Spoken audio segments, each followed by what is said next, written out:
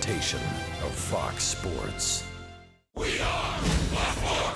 We are South. Friday night was Braves Hall of Fame night at Turner Field. And the stars were shining brightly at the plate, and especially so in the field. High, towering fly ball to right, at the track, at the wall, Revere, what a catch! He hammered into the padding, unbelievable play. And that one's driven to right. Markakis on the run, still going. He's up against the scoreboard, and he has just enough room. Tonight, Washington hands the ball to its brilliant ace, Max Scherzer, while Atlanta's emerging rookie, Tyrell Jenkins, takes the hill. It's Saturday Night Braves baseball, and it's coming your way right now.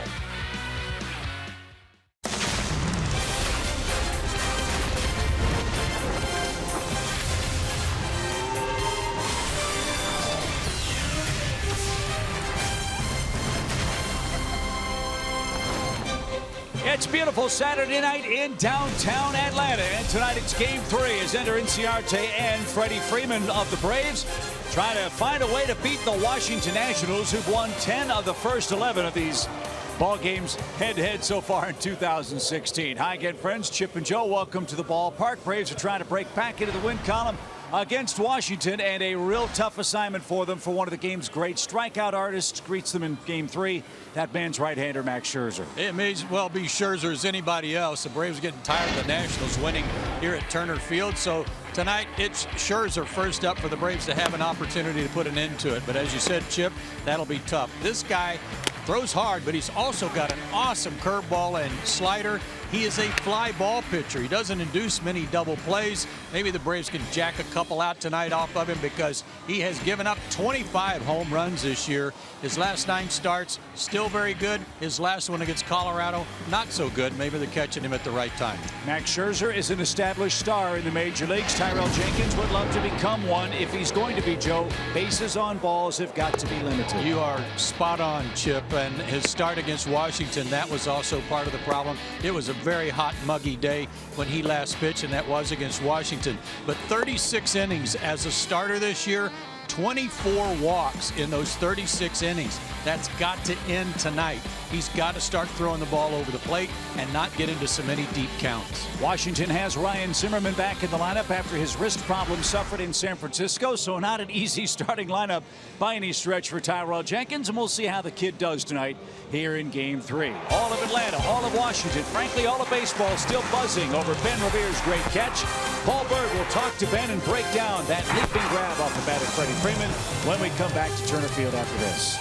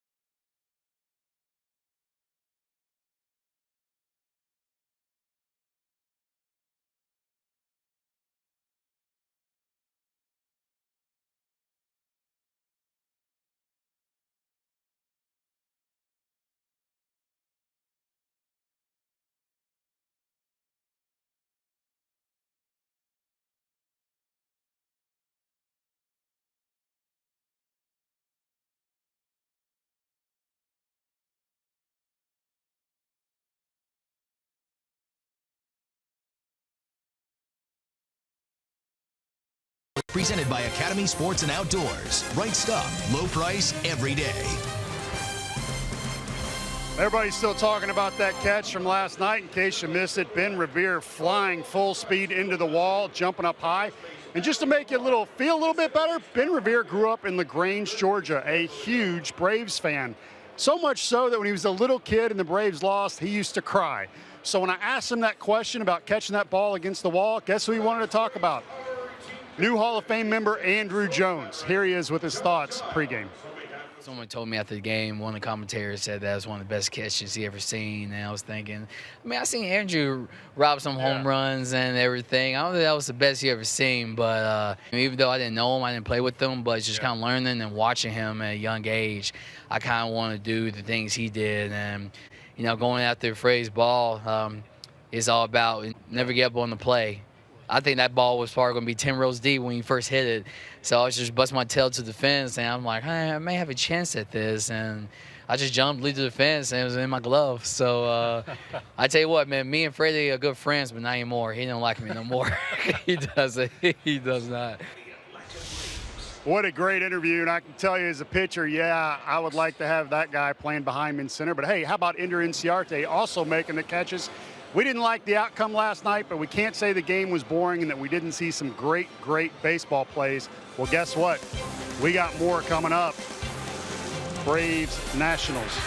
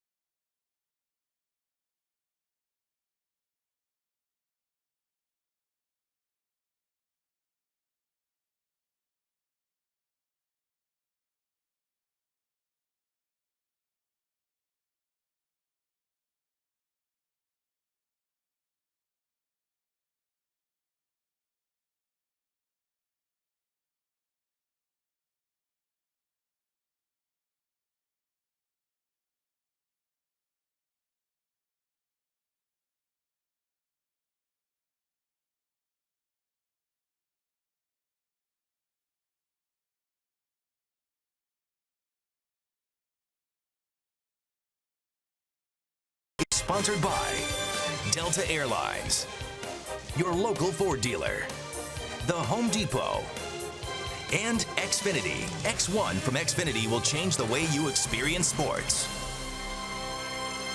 Well, about 30 minutes ago, we had what our old pal Dave Niehaus used to call a PS, a passing shower. Here at Turner Field, the tarp was on ever so briefly, but Ed Mangan and the crew has the infield looking sharp, and Tyrell Jenkins and the Braves have taken the field, hopeful of picking up their first win of this series and their second season win against the Nationals here in 2016. Well, you can see the beginning of the ball game has been an issue for Tyrell. In fact, against Washington in his last start, he gave up 3 runs on 4 hits, including some doubles in that first inning, and fell behind early and lost to them eventually 9-1. His 4 keys to pitching success today. Well, how about 3-ball counts? It's impossible to walk anybody if you don't get to a 3-ball count. I have never heard of anybody walking anyone with less than 4 pitches. Okay, and 6+ innings. Got to give the bullpen a little help, pitch deep in the ball game, and the chances are good that you can do that if you're not getting into deep counts and throwing a lot of pitches early. I'm gonna write that first key down. I didn't know that one. Yeah, you can't. It's you look it up. So Tyrell's ready to go. One key has got to be retire Trea Turner. This kid has torn up the Braves this season. Turner 12 hits in 24 at bats. And the first of the night is called a strike. Phil Cuzzy, by the way, is behind the plate. Feels like temperature 88 degrees at the ballpark. It's game 3, Braves and Nationals, and just like that, Tyrell's ahead 0-2. This has kind of been Tyrell's mode of operation. He gets ahead, and then it takes him 3, 4, 5 more pitches to put somebody away or walk them. He's 0-2. And that one just off the plate for the Nationals center fielder, Trea Turner.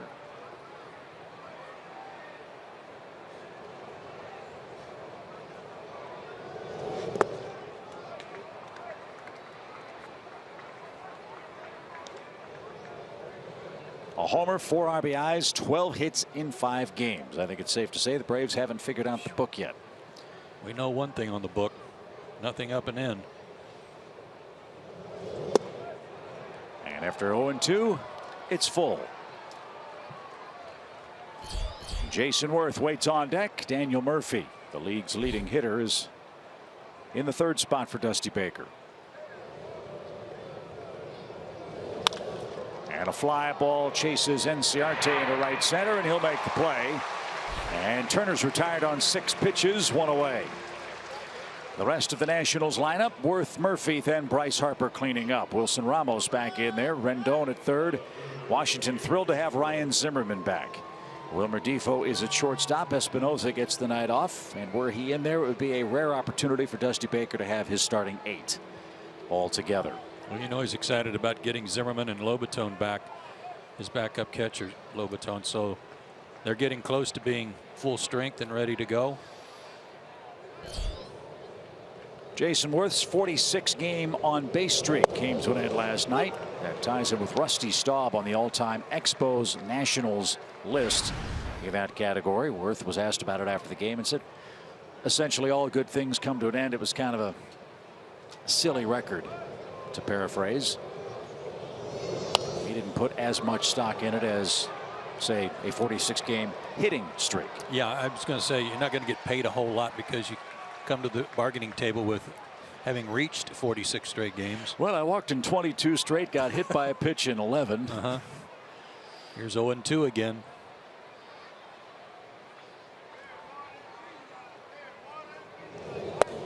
And that one shaved a corner, and Worth has a word with Phil Cuzzy. Remember, Worth struck out his first 2 times up last night, and quickly 2 outs for Jenkins in the opening inning. I think the Braves have figured out a little something on Jason Worth, and that is fastballs. Great pitch down on the low outside corner, but last night they were heating him up with fastballs up in the zone. He was swinging through them, and they're staying with it tonight.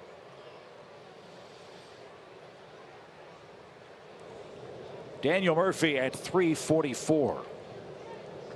That leads the league. What was once a big lead in the batting race for Daniel Murphy has in recent days tightened up considerably. And that's because DJ LeMahieu of the Rockies is red hot. He's only 1 point behind the Nationals' second sacker. LeMahieu at 343. Wilson Ramos, the Washington catcher, is 3rd in the batting race with a 328 mark.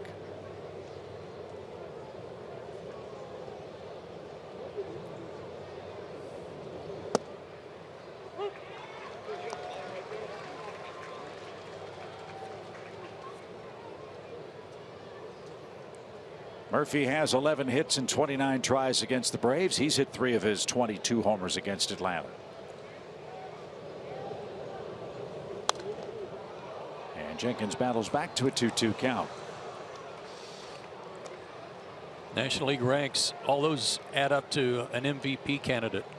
If he keeps it up, wins a batting title, and they win their division and get into postseason, he's one of those guys that will be getting a lot of votes.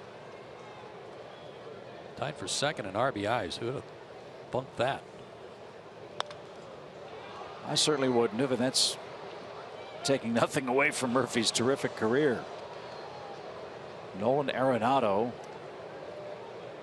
with 98 RBIs is the RBI leader.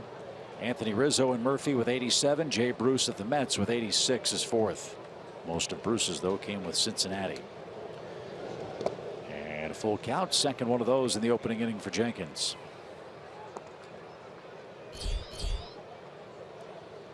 '78 RBIs was his career high before this year.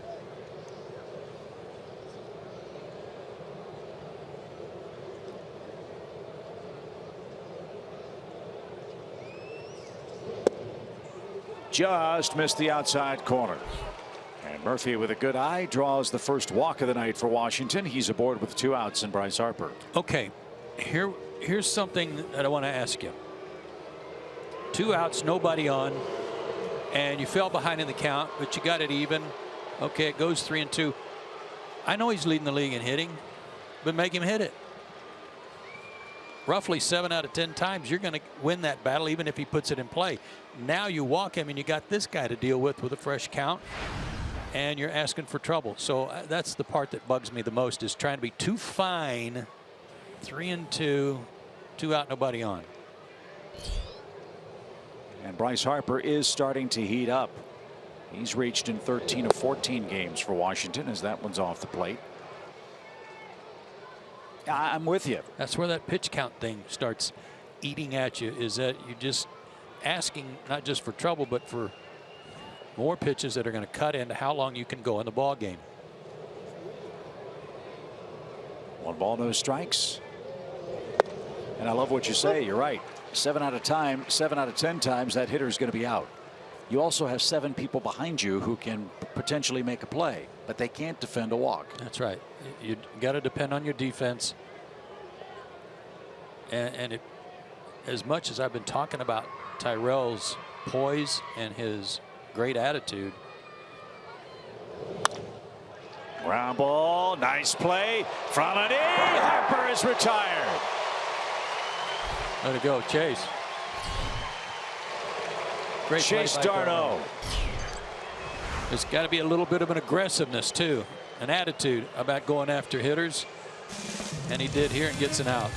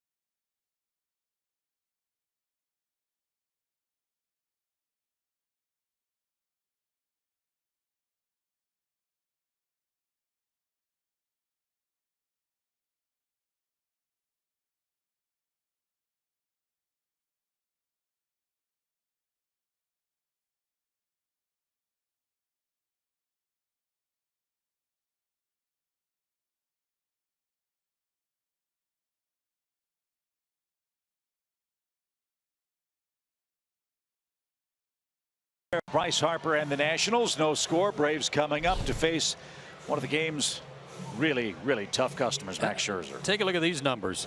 He doesn't give up squat in the early part of the ball game. Rarely gives up any runs in the first inning. For the year, a 194 overall average against him. He's a fly ball pitcher. He throws hard, 93 to 96. He's only had 5 double plays turned behind him this year. Yeah, because they're either hitting it in the air or he's striking them out. Yes. 211 strikeouts, 167 innings for Max Scherzer, who delivers a down and in strike for INCIARTE. Scherzer is under 500 lifetime against the Braves. He's 2-3. And the Braves touched him for 4 runs in 6 innings of work early in the season, April 11th.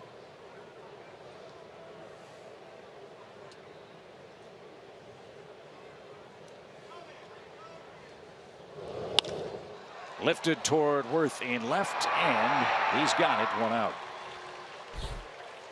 Here's the Braves lineup. Garcia and Freeman batting second and third tonight. Kemp, Markakis, Tyler Flowers 6th. Jace Peterson, Chase Darno at shortstop, in for Dansby Swanson, and Tyrell Jenkins bats 9th. Opening day, he beat the Braves, or he actually got a no decision. And the Braves got 2 runs off of him in 7 innings. Both the runs on homers, one by Garcia, one by Freeman.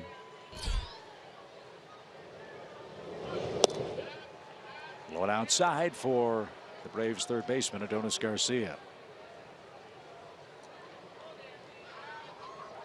Scherzer does not waste time. And there's that excellent breaking ball you talked about. It is such a hard, nasty slider. He's got a curveball too that's a downer.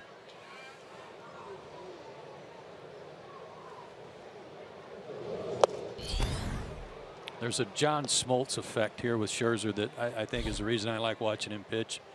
You can draw some real strong similarities.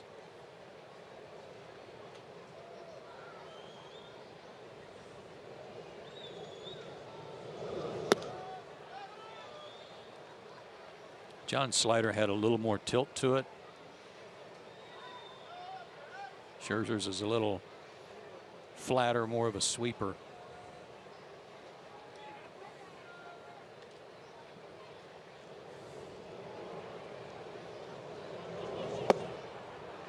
Full count.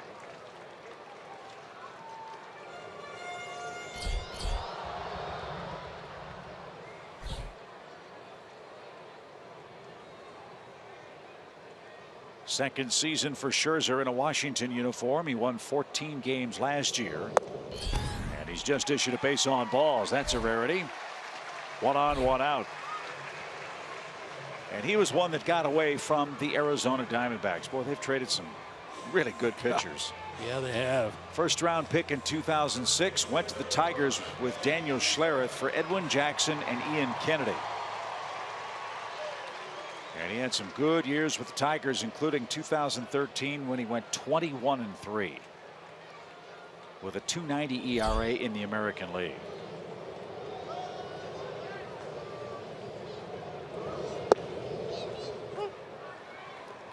Backdoor slider. He had a little trouble in his last outing. He'd been pitching great baseball, whether it was the altitude, the travel, and pitching on the first day in Colorado, whatever it was. 4 innings, 7 hits, 4 runs. Walked 2. And 97 pitches, and we've talked about that a lot with Tom Glavine.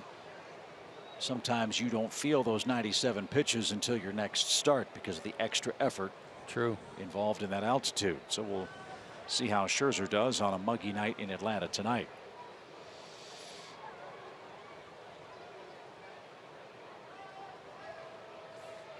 Freddie's knocking at the door of a 290 batting average, and he's behind 0-2. That's ripped toward left. Worth is going to make the play. And there's the second out. And there's an example of a veteran pitcher versus young Tyrell Jenkins. Scherzer had an 0-2 count, took a little bit off, and the best Freddie could do was put it in play, and Worth was able to make an easy catch for a quick resolution to the at-bat. Well, he's also cut down, Scherzer has, on his homers that he's allowed. He gave up a rash of them early in the year, including one game where he allowed 4 to the Cubs. But his last 9 games, only 5 allowed. That's a big reduction for him.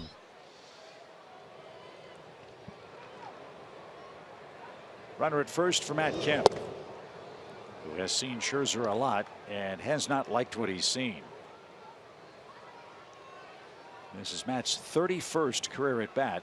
He has 2 hits against Max Scherzer.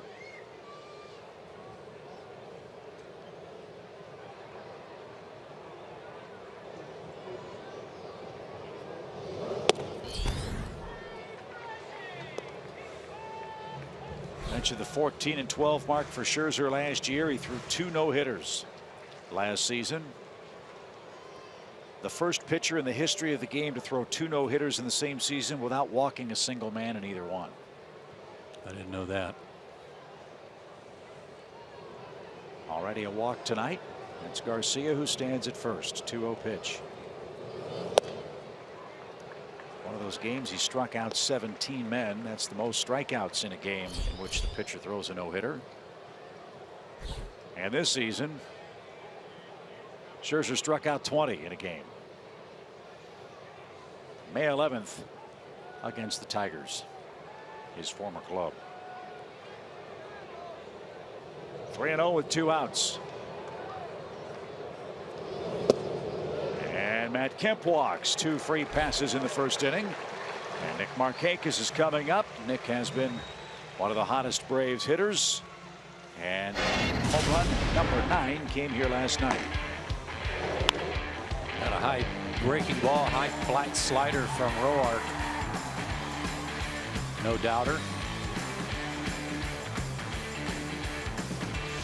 Scherzer averages about a walk every 4 innings. So that's not many. And already 2 tonight in the first inning. Let's hope the Braves can capitalize.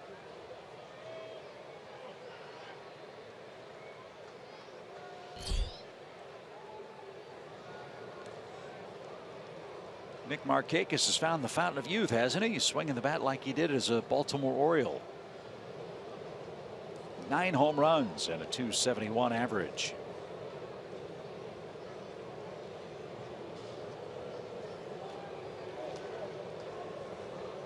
Seven of his 9 homers have come in the last 37 Braves games, and you see what he's done in 2-out situations with men aboard.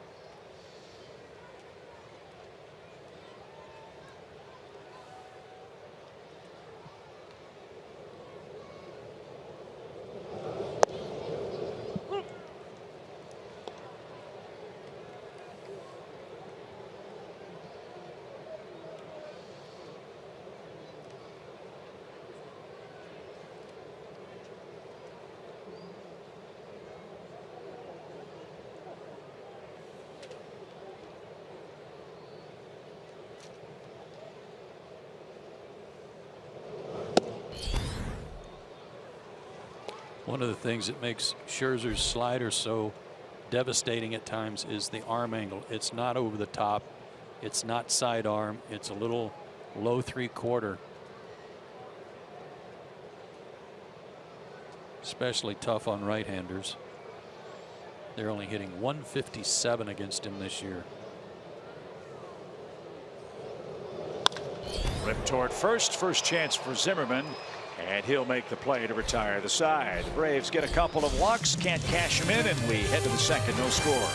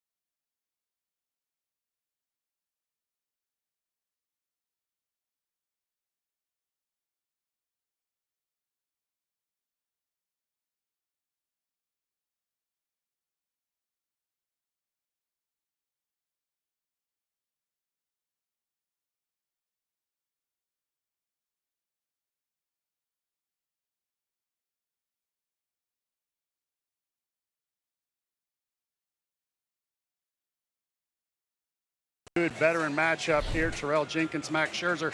You heard Joe Simpson talking about the importance of not just getting ahead of hitters, but finishing them. I'd like to chime in. Major league hitters over the last few years have hit 214 to 216 on a 3-2 count, well below 200 on the 2-2 count. I, too, would like to see him be more aggressive and not be so fine to finish off that hitter. Back to you guys. Hey, Paul, before you go, my biggest complaint, if you want to call it that, was with 2 outs when he was fined to Murphy. Yes. I mean, with 2 outs, nobody on, you got a chance to have a quick inning. I agree with you 100%. And what that looks like execution-wise is you want your catcher sitting on a third of the plate, possibly even down the middle if you're going to throw a breaking ball 3-2. Not that you should do that in the first inning, but the count is in your favor. And as you said, you don't have to pick or be too fine. Go right at them. If you start walking guys, that's where you give up that big inning and get in trouble. Wilson Ramos, first pitch. D'Arnaud, deep short, long throw, perfect play, 1 out.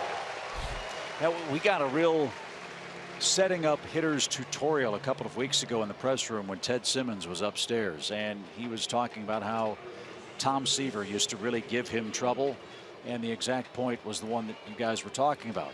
First fastball fouled back, or you swing and miss, you dial up the swing-o-meter. Ted said you feel like, all right, I've got him, and he raises it a little higher, throws a little harder. You foul that one off and you think, okay, I've got him now. Third pitch, and then Tom Seaver would throw a batting practice sinker right down the middle, and you're so anxious to swing, you'd hit a little topspin roller to second base, and as Ted Simmons said, he'd head down the line and Tom Seaver would be laughing at him because he had him set up so well with the 2-strike count. But that's the key. But Get ahead. That's what I was trying to say right at the end of the top of the first inning about Tyrell, is be a little more determined and a little more aggressive, a lot more aggressive when he's got 2-strike counts of any kind. I agree, and he is not someone that has that devastating strikeout pitch. Right. So even more, you're going to get some foul balls. So again, you don't have to be perfect. You can throw that breaking ball behind in the count, and as you just said with Seaver, it doesn't have to be knee-high on the black if it's got movement, cut, or sink, which Terrell has. So you can play the elements. And guys, let's not forget, it's really hard to hit. Yeah. I mean, I played golf. It's really hard to hit, and there's nobody out on the fairway ready to catch the ball. So even if you hit it well, you got some great defenders out there, and you see the plays Chase is making that can really help you out. Well, I said at the beginning of the broadcast, Paul, that the MO for Tyrell so often has been 0-2 counts, and then 3, 4, 5 pitches later, something finally happens, and a lot of that has been walks. Thank you.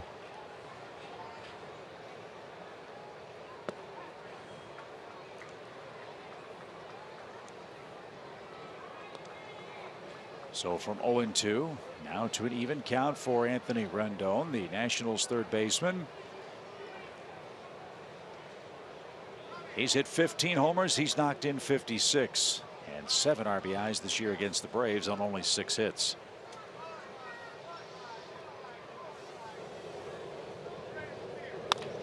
Bouncing ball to second, and from the outfield grass, Rendon is retired. There you go. Fastball, just a simple fastball, 4-seamer. He didn't have a very good swing at it. I know he's young and he's inexperienced. Talking about Tyrell, this is just his 8th start. But all too often, guys come up, even the ones that are highly touted, like Tyrell, who give the hitters way too much credit. Here's Ryan Zimmerman, 12 homers, 38 RBIs, a .222 average. And he jumps all over the first pitch and hits a line drive home run to left. Welcome back from the disabled list, Ryan Zimmerman.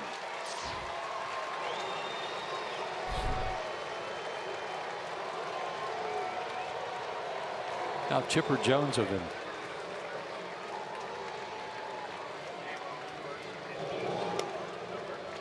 No problem with Zimmerman's left wrist. Fastball is supposed to be down. And it was up and in. I like watching this guy hit, but not at the expense of the Braves. And that was so Chipper Jones like come back from the disabled list and just start raking.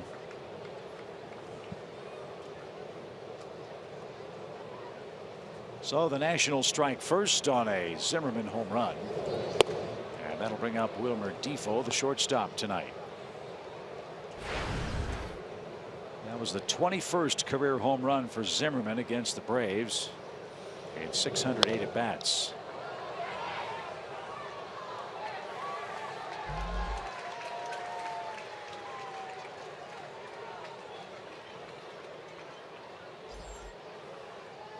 And that's 160 home runs for the Washington club.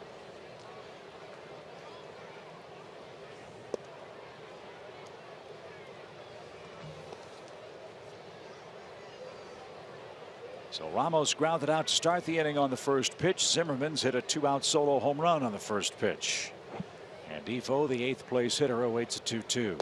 And he struck out to retire the side. Second strikeout for Tyrell Jenkins. Washington's jumped in front on a Zimmerman homer.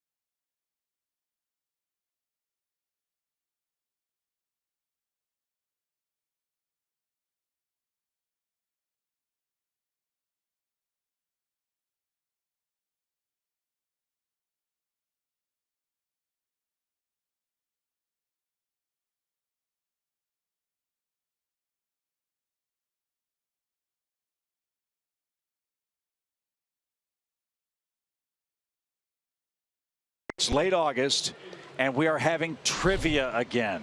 Woohoo! Turner Field trivia. And tonight's question is, what visiting player has the highest career batting average at Turner Field with a minimum of 50 plate appearances? It's got to be Mark Burley. You want to have a flashback? Yes. Yes. Oh, man. Minimum 50, 20 years. We're going to have now we understand from the evil trivia maven Gretchen Caney, 20 remaining home games. We will have 20 Turner Field trivia questions the rest of the season. Great. That's a tough one. Can we answer it like in the next half inning? I don't think there's any time limit. Okay. Gotta wait for Tom to text us the answer. Yeah. So what visiting player has the highest career batting average at Turner Field? Minimum 50 at bats. The name Ryan Howard comes to mind. Yeah. But that's more so with the home runs. I don't know if Ryan would be the guy. Can you believe it? Trivia's back. Hot dog.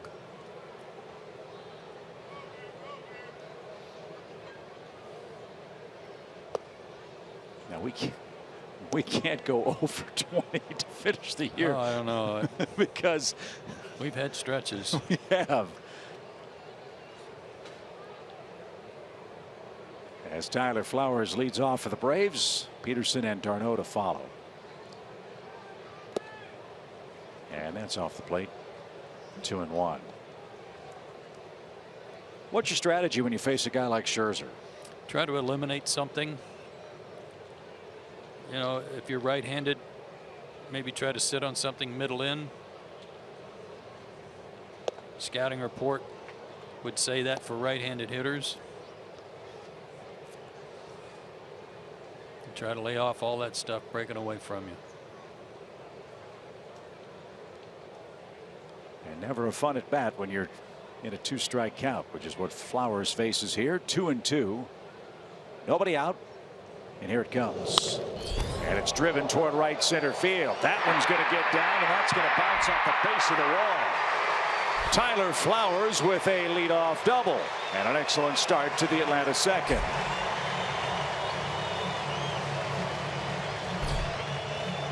He's had some good luck against Scherzer in his career. That was his 12th at bat. He's 4 for 12 with a homer and this double. See that low 3/4 arm angle. Fastball was supposed to be away. Had a lot of the plate.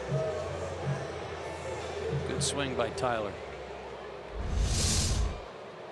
Let's see if Jace can get him over or in. He's the 7th place hitter for the Braves and hitting .247 for the season.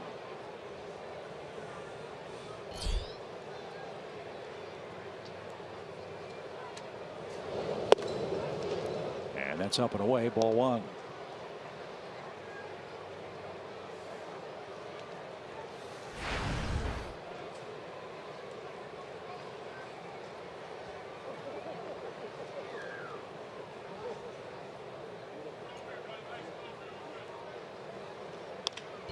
Line drive, shallow left. Worth coming on. He's going to try to hold Flowers, but he can't. A bloop single for Jace Peterson, and the Braves are in business. 1st and 3rd, nobody out.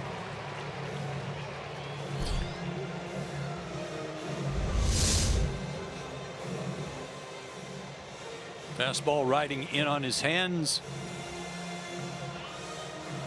And hit it around the brand. Good that he didn't hit it real hard. Dumped it in there. He needed that too. Snapped an 0 for 11.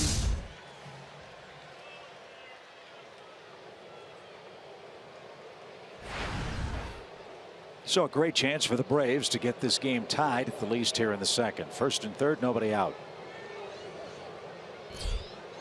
And Chase d'Arnaud is the hitter. And he takes one right back up the middle. Defoe will step on the bag. Throw to first, too late. Flowers scores. The game is tied. And d'Arnaud's aboard with 1 out. He picks up the RBI, number 16.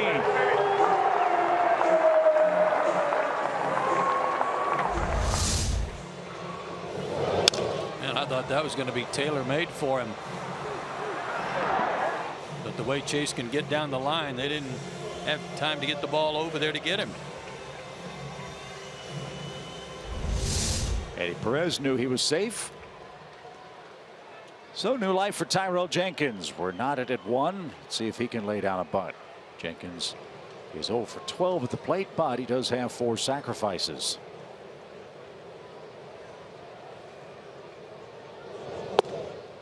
And a strike.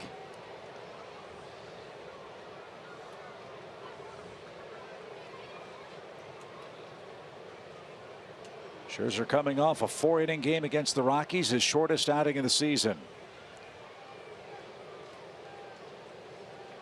He's had a ton of base runners already, and he's got 1 out in the second.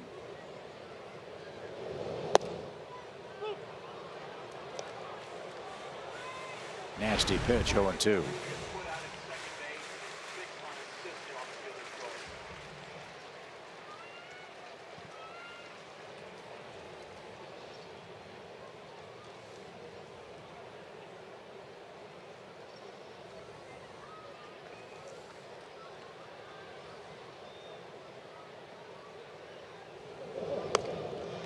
Tyrell got it down, and it kicks foul, and he's going to be retired on a strikeout. That's too bad, because it was a good bunt till it caught the lip of the grass that helped push it foul. Good positioning with the bat at the top of the zone. And as it rolled off the grass, it picked up a little speed.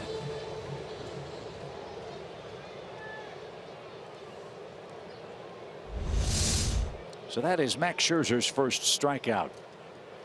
And now he'll face Ender Inciarte, who flied out to Worth to start the Braves game at the plate.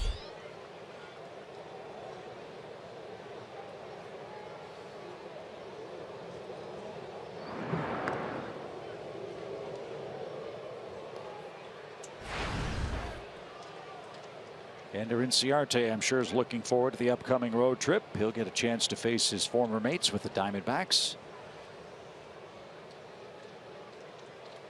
as will Dansby Swanson.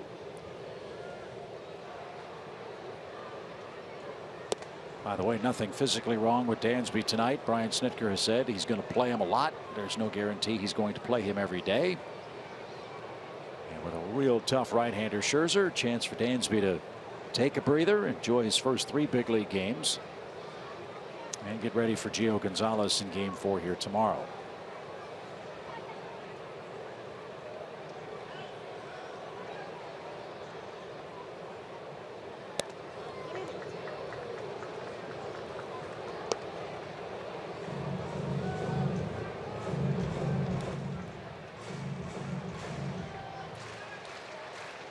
Gio Gonzalez has the chart. He's looking to record his 100th major league win tomorrow. That was a good pickup by you last night that Scherzer was doing that. You don't see teams charting anymore. I'm guessing that's a Mike Maddox thing. 2 balls, no strikes. Good cut. Ender Inciarte, speaking of good cuts, he's had plenty of them after the break. He's our Georgia lottery hitting the jackpot. Well, you got to love that average and on-base percentage, don't you? Already 24 runs, almost as many as the entire first half. RBIs are great, but incidental to what he means to the team at the top of the order.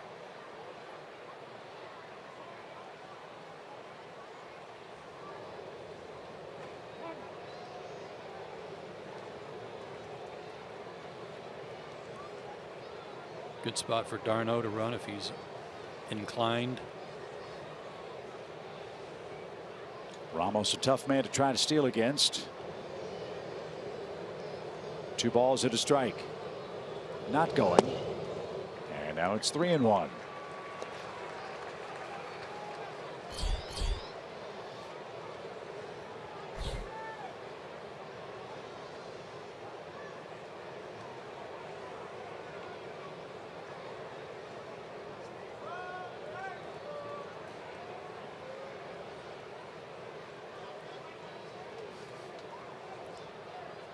Three balls and a strike. Fly ball left center. Worth on the run. Still going. Still going. Not going to get there. And it bounces over the fence for a ground rule double, and that'll cost the Braves a run for the moment. d'Arnaud's on his way to the dugout, and Freddie Freeman has to tell him it bounced over the fence. What a bad break for Inciarte. You're saying d'Arnaud, and I'm saying darn it. This ball really jumped off Ender's bat. Man, I mean, literally just a couple of inches deeper, and it bounces into the fence. Frustrating. But a terrific at bat for Inciarte, who's standing at second after his 15th double. Now Garcia, a hit, will score 2 and put the Braves in front.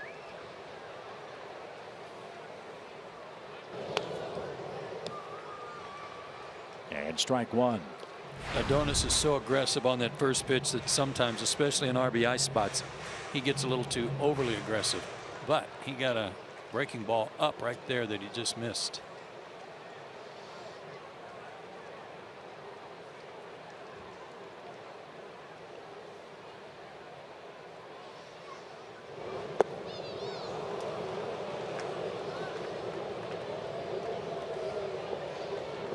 Sign of a good pitcher is when he can use a hitter's aggressiveness as a weapon. And Scherzer did with that pitch. Yeah, he threw that slider at the middle of the plate and made it look hittable. It wasn't.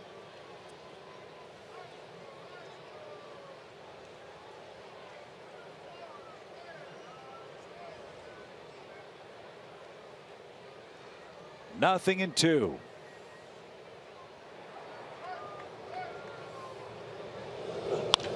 Fly ball hammered toward Worth. He's back. It's over his head and off the wall.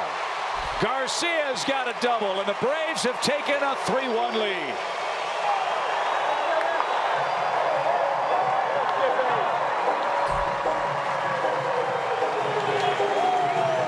Like I said in our opening comments, Braves are getting tired of the Nationals whipping them on their own field. It's Scherzer's start tonight, so it might as well be him as anybody else. That was a slider he threw inside and had it come to the middle of the plate, and on an 0-2 count, Adonis rips one.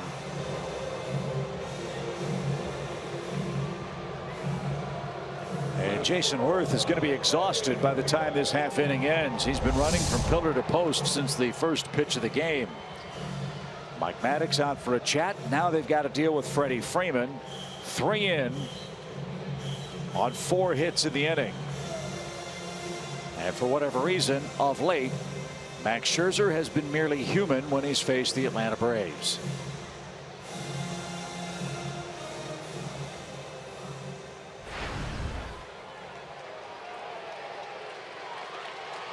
So the right guy in the right spot, Freddie Freeman. 3 runs are in.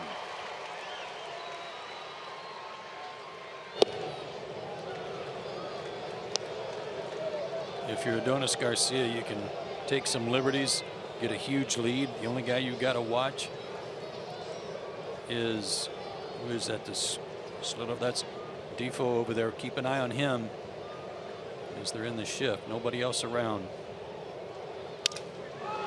Broken bat pop toward Rendon at third, and that will retire the side. Great inning for Atlanta. They score 3 times off Max Scherzer, and now Tyrell Jenkins has the lead.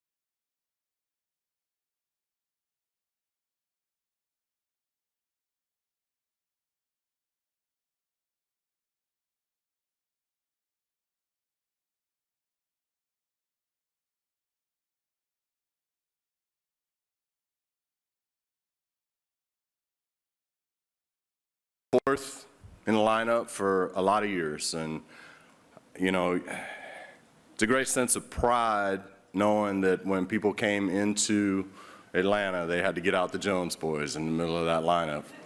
But Andrew, congratulations, buddy. I'm proud of you. My brother from another mother. That's our Greatness Made Here feature, brought to you by Synovus, the Bank of Here. Chipper Jones during yesterday's Braves Hall of Fame induction ceremonies in downtown Atlanta. Andrew Jones and John Schuerholz have taken their place in the Braves Hall of Fame after a great program yesterday. There were some great speeches yesterday.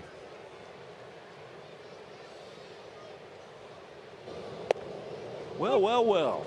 Tyrell Jenkins has a 3-1 lead, and he starts the third with the pitcher.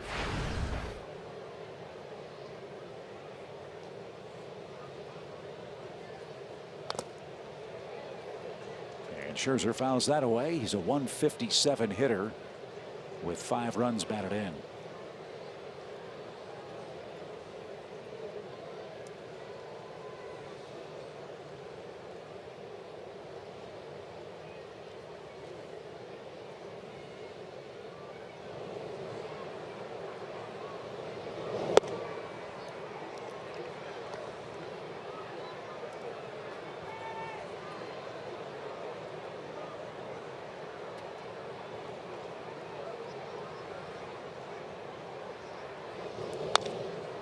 That away.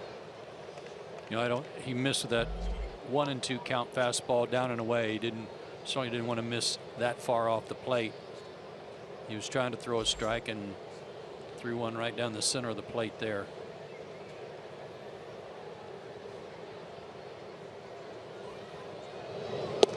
Struck him out. That away. Number 3 for Jenkins, and back to the top of the order. So much of the key for this Braves team has been, can they get out of the first inning without giving up a run, 2 runs, because the Braves, as you know, have not been a comeback team much this season. Tonight's home game is the first time since August 12th the Braves have not given up a run in the first inning. Zimmerman's homer gave the Nats a lead. The Braves have come right back and popped them for 3. And that just sets the tone for the whole game. Yeah. Where you've got to try to come back, and you know then how many you have to score instead of how many you could score. Ground ball to short. Darno plays it to the side and throws to first in time to get Turner. Don't mess around with that guy. Brian Jordan was talking about him in Braves Live about Trey Turner and how he can run. There are a lot of guys that baseball teams have tried to turn into baseball players that could run. This guy is a baseball player that, oh, by the way, already can run. Those other efforts never were too successful at trying to make baseball players out of fast guys. 13 steals for Turner. All of them have come since the All-Star break. But he couldn't outrun Darno's throw. And now Jason Worth bats and he takes a strike.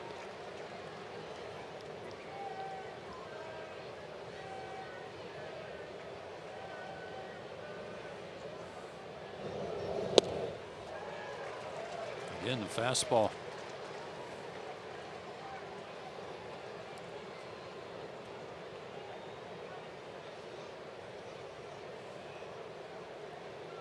On appearances, it looks like he's trying to pull everything and that fastball away. He's just not getting to it. That's headed for the seats. And a fan from Sandy Springs makes the catch.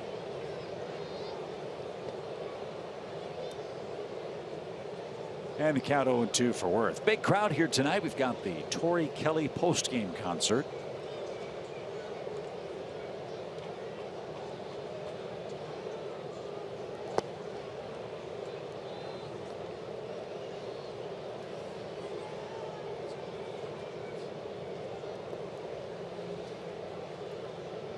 One ball, 2 strikes.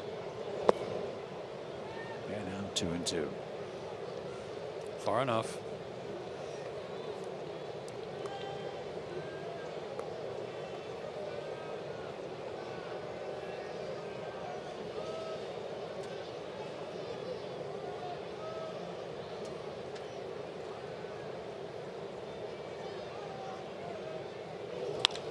Line to short and right at Darno. Fastball. It was up, turned into an out of the inning. Perfect inning for Jenkins, who holds a 3-1 lead.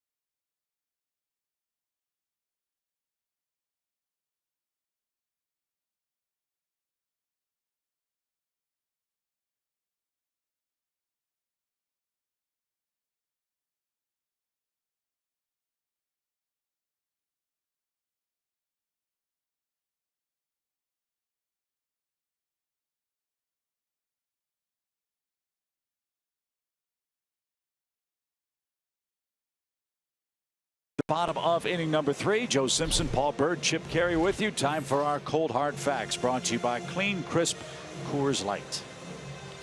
Braves against the Nationals this year. First 6 games, 4 homers, not much going on.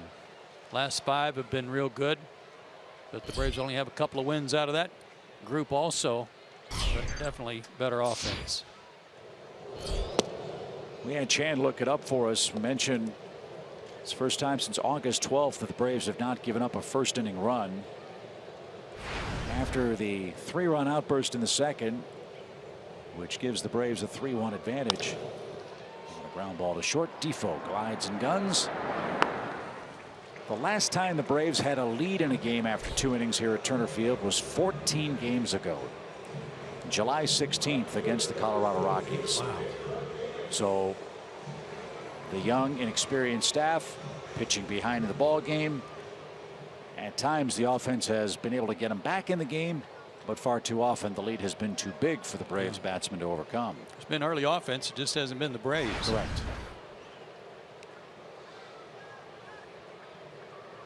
Well, a good start to tonight's game.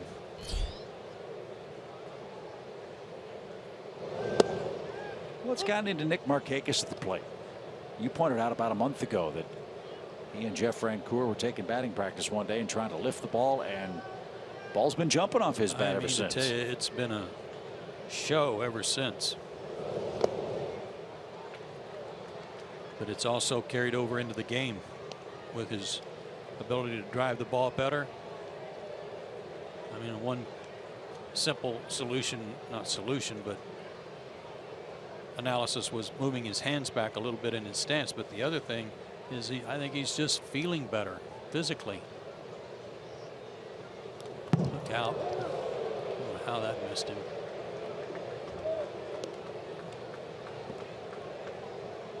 Nick did say that, you're right, miraculous escape job there. 18 months past the neck surgery. Feeling better and better every day. I can't imagine trying to play Major League Baseball with a bad neck. And Nick did it exceptionally well last year for the Braves. Played in almost every game. Didn't hit for a lot of power, but was a real stabilizing force wherever he hit in the lineup, and he hit just about every place. Yes, he did. But he settled in real nicely behind Freeman and Matt Kemp.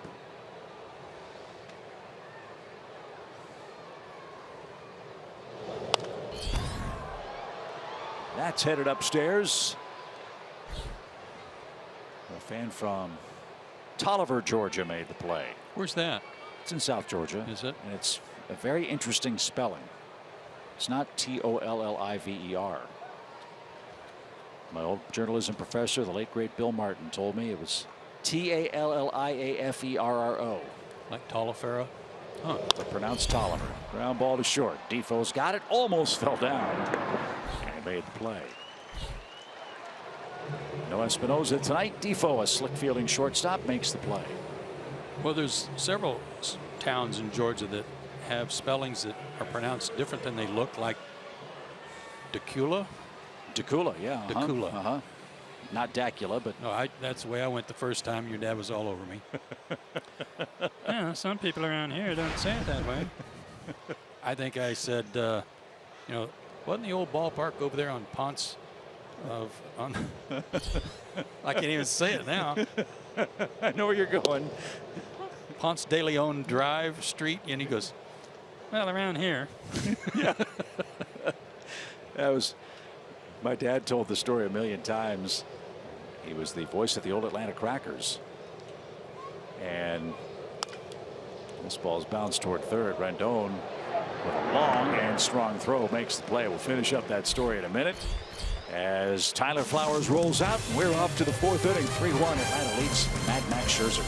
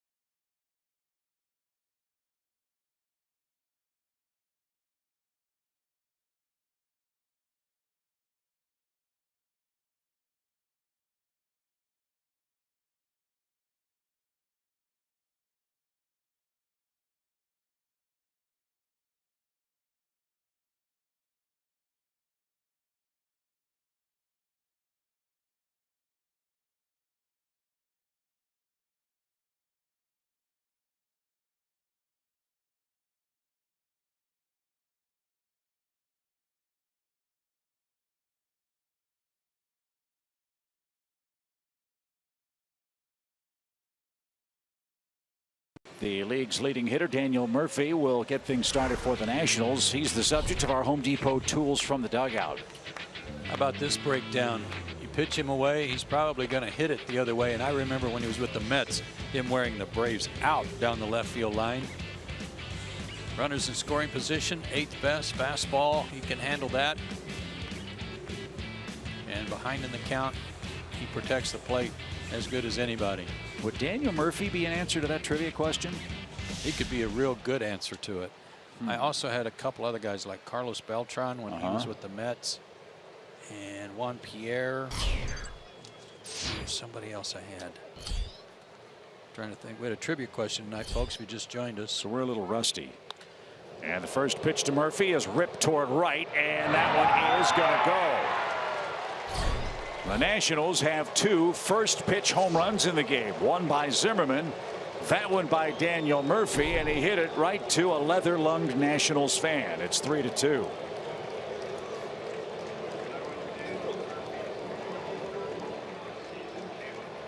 He got a fastball, didn't miss it. Trying to get ahead in the count. Split the plate. Watch how he rolls over that front foot. Doesn't let his hips spin out.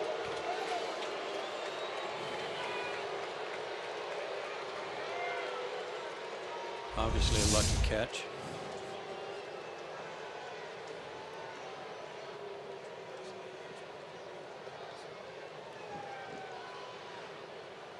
Here's Harper. And it's taken high. Murphy now has more homers than Bryce Harper.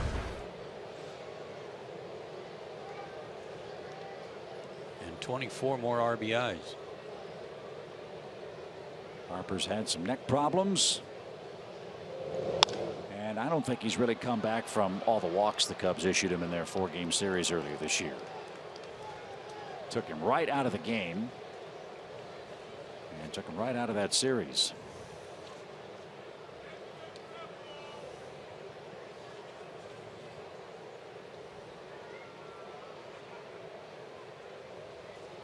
One ball, one strike. So getting back to that story you were about to tell with my dad. Did the Atlanta Crackers. Jack McKeon was the manager of the Crackers. And so you get your first broadcasting gig. You want to make a good impression, right? So dad comes down and he's on the radio. And that wonderful nasally voice that he had. Hello again, everybody. It's time for Crackers baseball from beautiful Ponce de Leon Park. And he does the game, and whatever the score was. And the general manager of the Crackers ball club came up and said, "Skip, you did a heck of a job during the game, but what's this Ponce de Leon stuff?" Down here, it's Ponce de Leon. As the pitch is off the plate to Harper, full count. That's pretty much the hand on the shoulder conversation I had.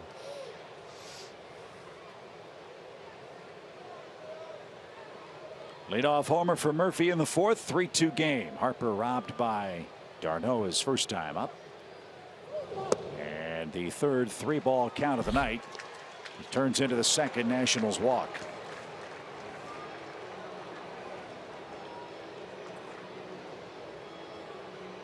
And here's Ramos, a candidate for 2 if you can get him to hit a ground ball.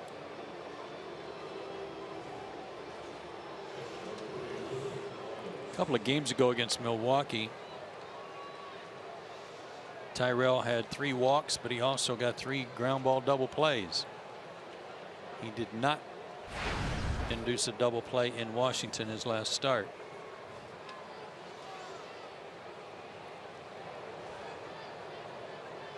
Ramos has hit into 10 double plays, 2nd most on the club. A strike.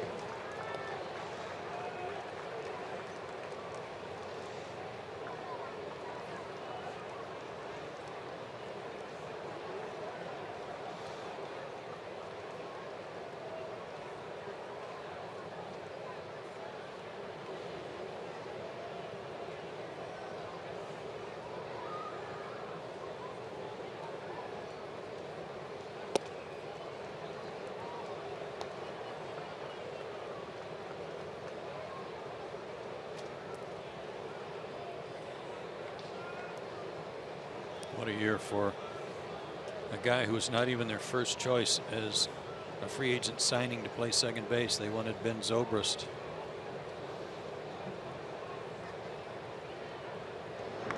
That is a non-signing that worked out well for both teams. Nationals got Murphy, Cubs got Zobrist, Mets got Neil Walker.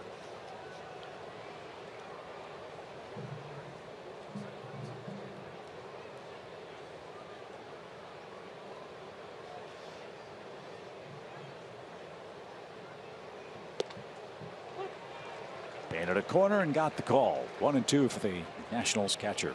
You watch Ramos set up. He's got an open stance and off the plate and invites you to pitch him away. He likes to hit the ball to right field, but if you hang anything, change up or breaking ball in, better duck.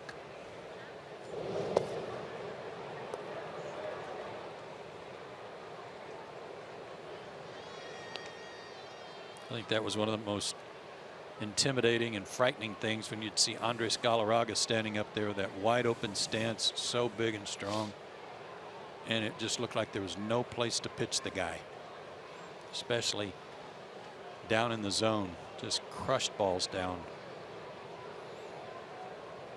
Runner goes, good jump, fly ball toward right, and Markakis is going to catch that. Harper back to first. Were you working the day that Galarraga hit that home run in Miami? The upper deck one? Was he with the Braves then, or was that with Colorado? I think he was with Colorado when that happened. But it was an upper deck. Yes.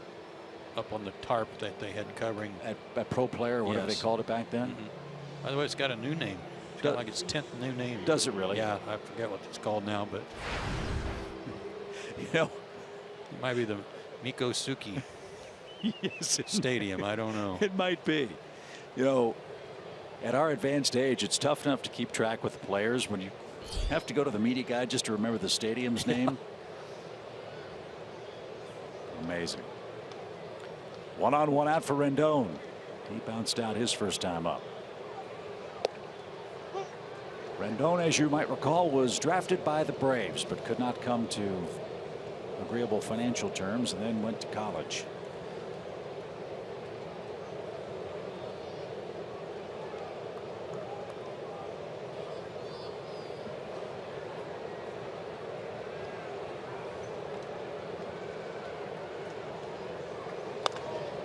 Pitch. Fastball down, maybe even a little below the knees. Got a swing, and he's ahead in the count.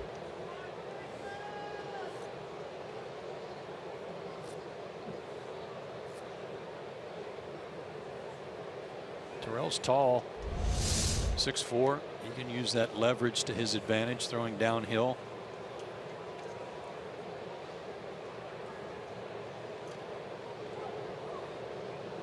Harper's running, pitch inside, Flowers throws, sails, and Harper steals second, and he'll stand there with one out, his 16th swipe of the year. Bryce got some help from Rendon, who swung so hard he almost stepped right on top of home plate.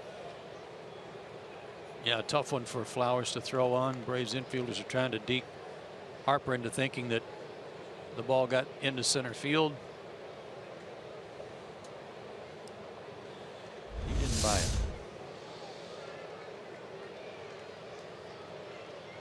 So a hit might mean a run for Washington. Rendon has a 1-2 count. And he spoiled that one.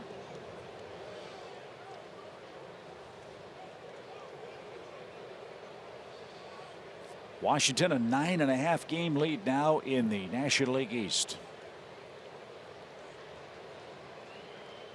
They're within 5 games of the Cubs for the best record in the senior circuit. Cubs are at 77-44 and playing in Colorado again tonight. Aroldis Chapman was beaten by the Rockies in the opener yesterday. The pitch.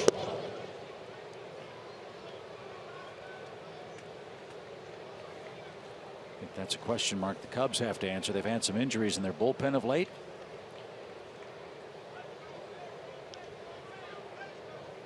Cubs pen yesterday gave up 6 runs in 4 1/3 innings to the Rockies. Yikes. Well, they had to move Trevor Cahill to the rotation the other day because they needed a spot starter. Line drive left field. That's going to get down. Kemp will get to the baseball, but not in time to stop Harper from streaking home. And no chance for the Braves to cut off the throw, and Rendon takes second. So Rendon punishes the Braves again with his 8th RBI against Atlanta pitching. That single ties the game at 3 apiece. And Rendon's at second for Zimmerman. His throw came into the wrong base. Changeup. Wasn't an awful pitch, but up enough that he could put good wood on it. And Matt Kemp had to go too far to his right to get the ball, to think that he had to play at the plate. And then as soon as Rendon saw that air under that throw, he took second base. That throw needed to go to second base. So Zimmerman a chance to put Washington in front again. He hit a first pitch home run with 2 outs in the 2nd inning.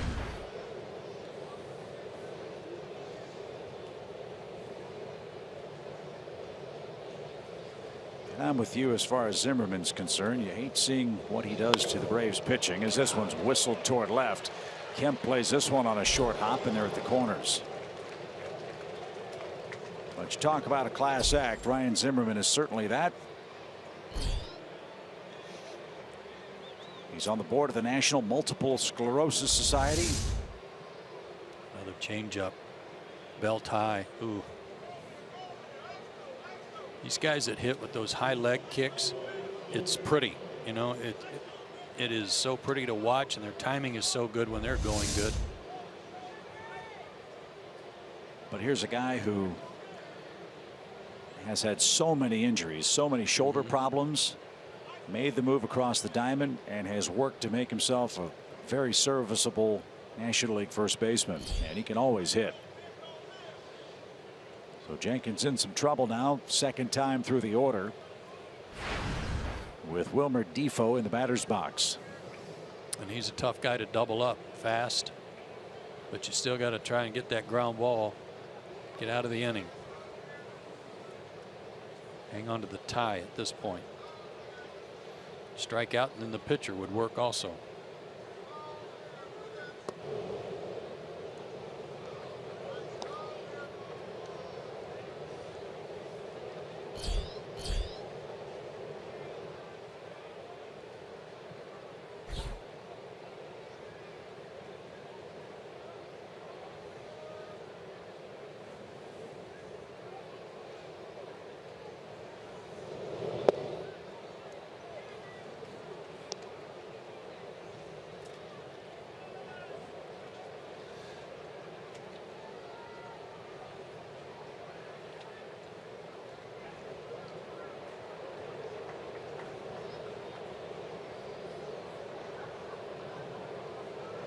Defoe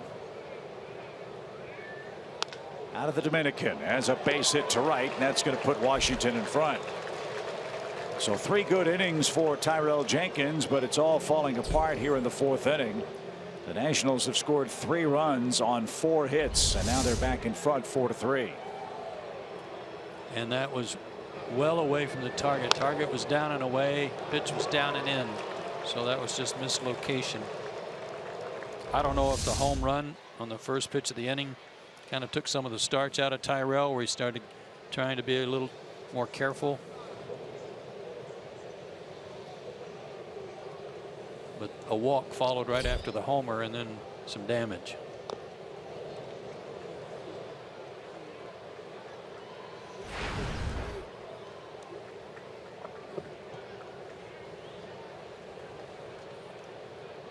So Max Scherzer, he of the different colored eyes, 2 different colored eyes, back in the lead.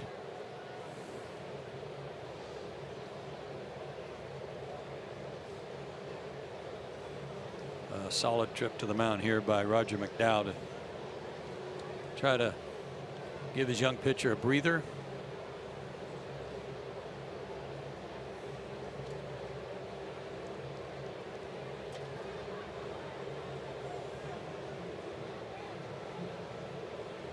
Everybody on the infield involved in that one.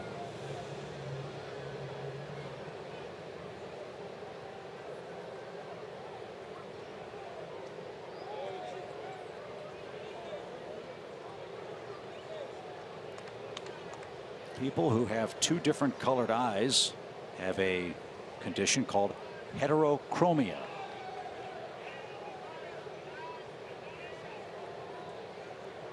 Well, let's see how much the Braves push Scherzer here on the bunt. Freddie was real close.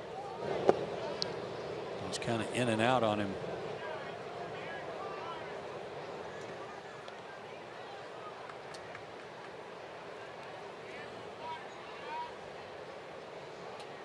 Freddie's got a good arm. If Scherzer bunts it toward first, Freddie's got a good chance of throwing out, forcing out the runner at third, maybe even get a double play.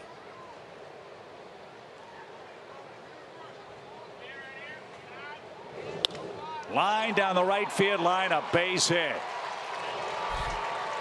Markakis gets to it as quickly as he can, but Zimmerman comes home to score. No bunt for Max Scherzer. He rips a single down the line, and it's a 4-run Washington inning. That's his 6th RBI. Watch Freddie at first base. Came in and then he backed up and was ready to charge again, and Scherzer crossed everybody up. So brown eye, blue eye, bullseye for Max Scherzer, as the Nationals have 4 consecutive singles after Ramos flied out. And they have taken a 5-3 lead. Yeah, there's still only 1 out. Still need a ground ball double play. Try doubling up this kid, Trey Turner. Has he hit into one? Check. He has not. No surprise there. And once again, the Braves bullpen forced to begin working very early in the ball game.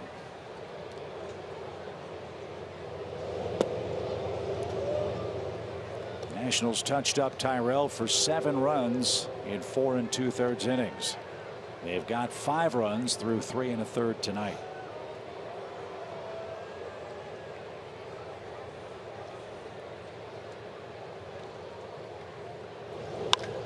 Fly ball well hit. Kemp will turn.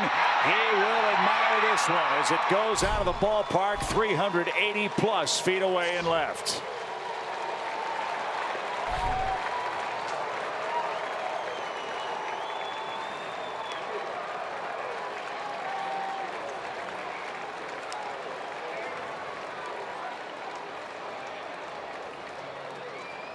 Got behind 2-0. 91 fastball that split the plate. That wasn't up and in. Chip, that was down the middle. He's got a little bit of a leg kick and had just enough of it. I think I've got an answer to the trivia question. Okay. Trey Turner. That'd be a good start. But he, of course, doesn't have the required 50 at bats here. 7-run inning, and the Nationals are still getting after it. 1 ball, no strikes for Worth. Bouncing ball deep short. Darno planted and stumbled a bit and very nearly got Jason, but that's an infield hit. 6 straight safeties for Washington.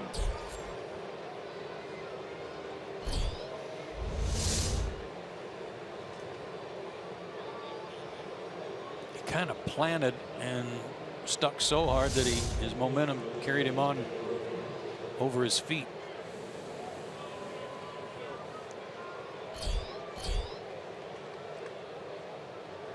Tyrell very upset about the home run. Ryan Weber's the long man. He's getting loose. You can understand Tyrell being so upset right now because he was pitching well. He had a great 3rd inning. That's going to end his night.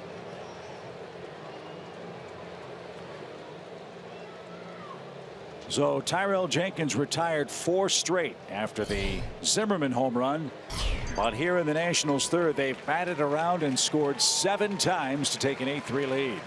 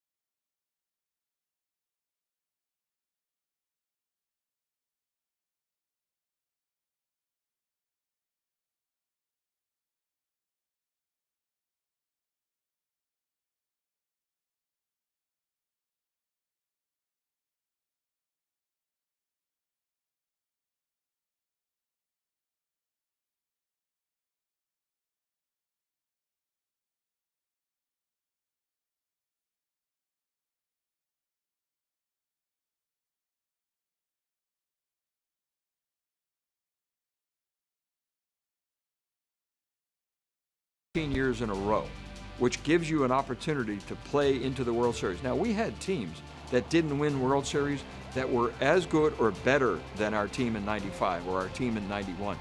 The consistency of excellence every single year going to the postseason. 14 straight years you go to the postseason.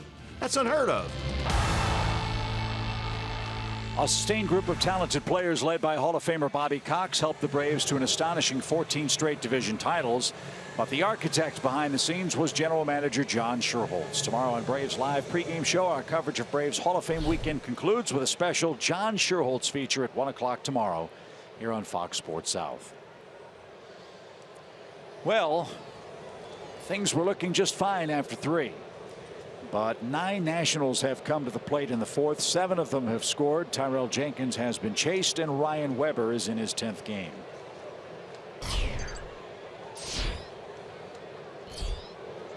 What was it Tommy Boy said? Schnikes. He said a lot of stuff. Yeah, he did. Ryan Weber has not pitched since the 17th. He's had a few days off, so he can go long here as a reliever if needed. And he is. High hopper over Freeman's glove. Can't get it. Worth around second on his way to third. That's 7 straight Washington hits. And Murphy's batting 1,000 this inning. Tough break here for Weber. Just chopped it, and with Freddie holding the runner on, he's in close, and it bounced over his head. When you're hot, you're hot. Wonder what the record for the Nationals for most consecutive hits as a team is. They've got 7 in a row working right now.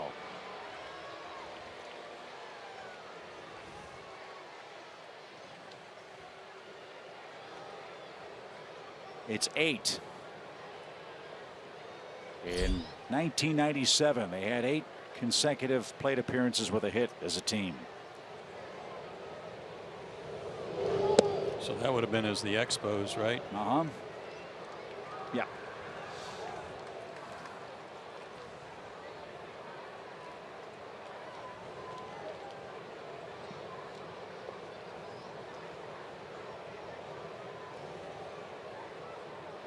There's an old Expos hat.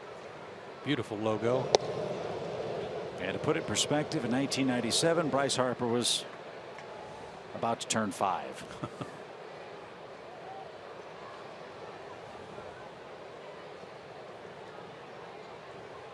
2 balls, no strikes for Harper, who walked, stole a base, and scored the 2nd run of the inning. And this one's lifted down the line and out of play. That was closer than I thought.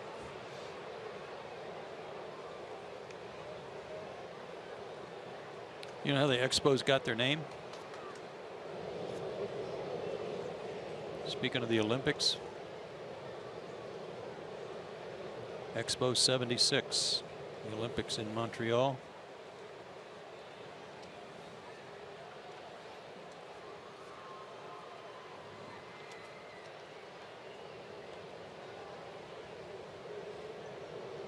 Montreal, a great city.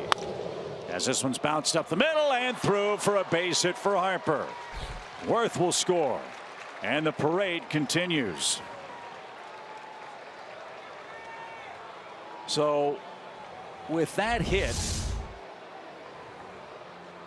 that's 8 in a row. It ties the Montreal/Nationals record, and that is the all-time Washington Nationals record, with Bryce Harper banging one through the box to make it a 9-3 game. Well, make no mistake, they've hit some balls hard this inning. They've also hit them where they ain't.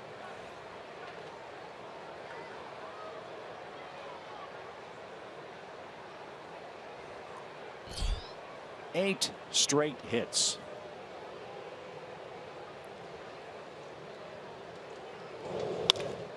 Ground ball towards second. Peterson flips to d'Arnaud, and mercifully the 4th inning comes to a close. 12 men come up. 8 of them score. It's 9-3.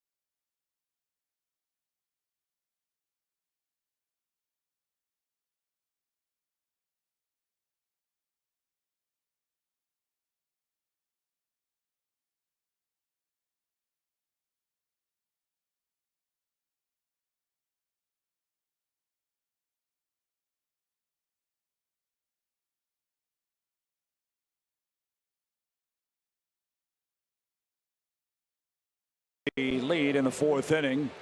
And it's time for our Academy Sports and Outdoors leaderboard. Ryan Zimmerman is back in the lineup, and the Nationals are back to their old tricks on the road. Yeah, 89 plus 89 for the Nationals. That's good, 10 runs better than the Cubs, even though the Cubs have got a better record. The Nationals offense is equal to the Cubs in power and average. And they've got all their weapons.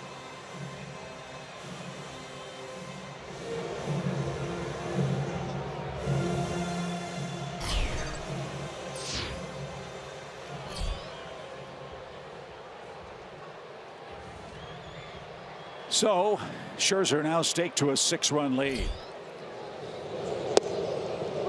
And a strike for Jace Peterson.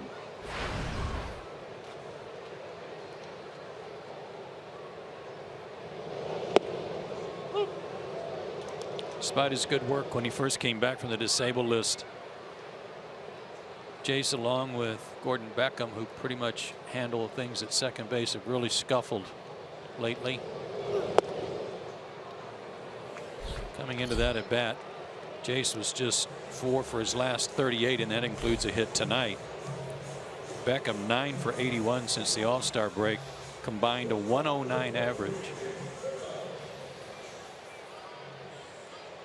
So if that continues, you wonder if d'Arnaud might get some time at second base as a light rain begins to fall.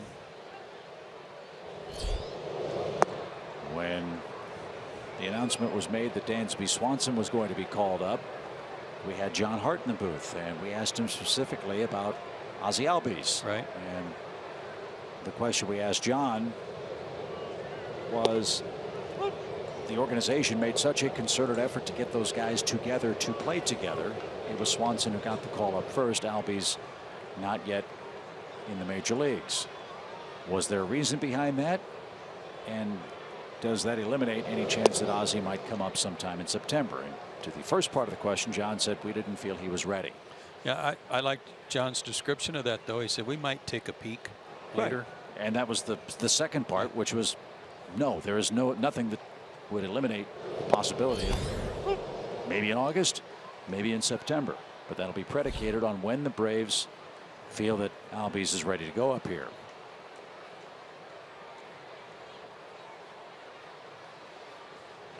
Two and two for d'Arnaud. And that's low and outside. It's not an official game yet.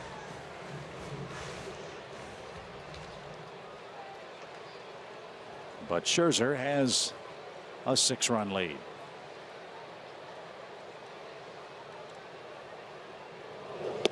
And he's just struck out the first 2 men of the 4th inning. And Ryan Weber, the long man, will hit for himself.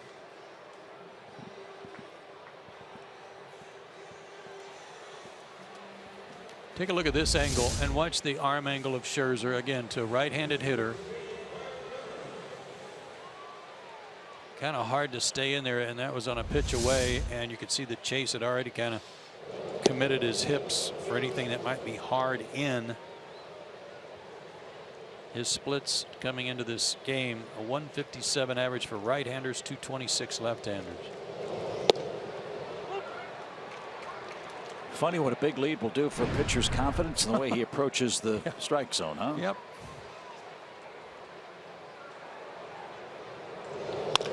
Bouncing ball to short.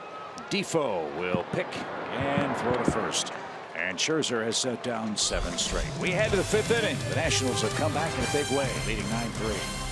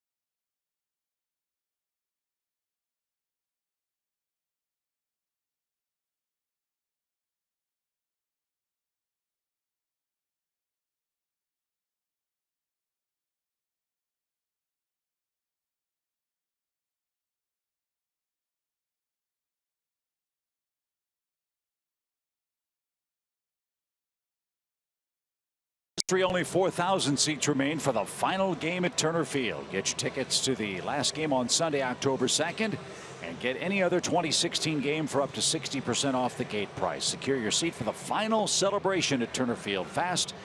Get them at Braves.com/final game today. Wonder who will pull down number 20. That's it. 20 home games remaining here at Turner Field. 20 was Don Sutton's number. Wonder if the crafty right-hander will make his way from the Braves radio booth to do the honors tonight. Could be. That would be a good choice for number 20.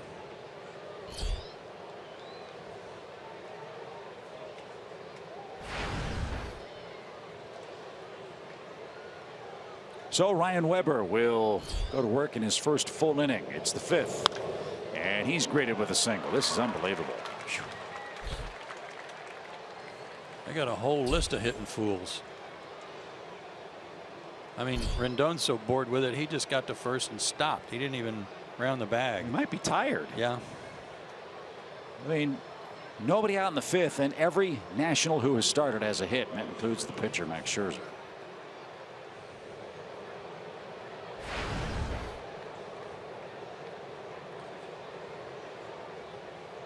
With the exception of Ramos, I beg your pardon.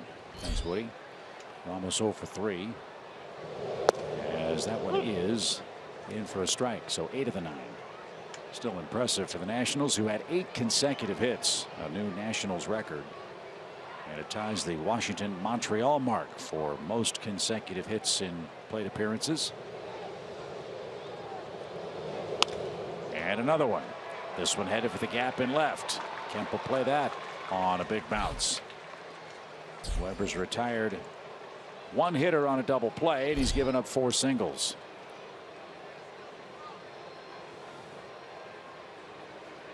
Well, I have a feeling he's going to be out there a while. He needs to figure out how to get some ground balls.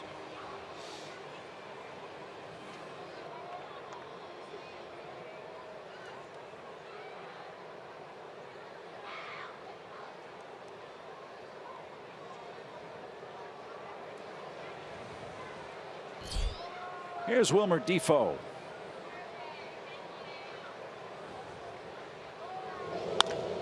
Bouncing ball to second. There's one. Defoe too fast. First and third. And one away. It's all right. Step in the right direction. Ground ball. Long throw for Jace to chase. And too fast a runner. Heard a rumor that Wilmer's a big dog person. He has a Bernese Mountain Dog that he's named Fido. Well, that's interesting. It's not the kind of stuff you read in the always exciting Washington press notes. No, it's not. Here's Max Scherzer. Ground ball too short. Flip to second 1. Return at first 2.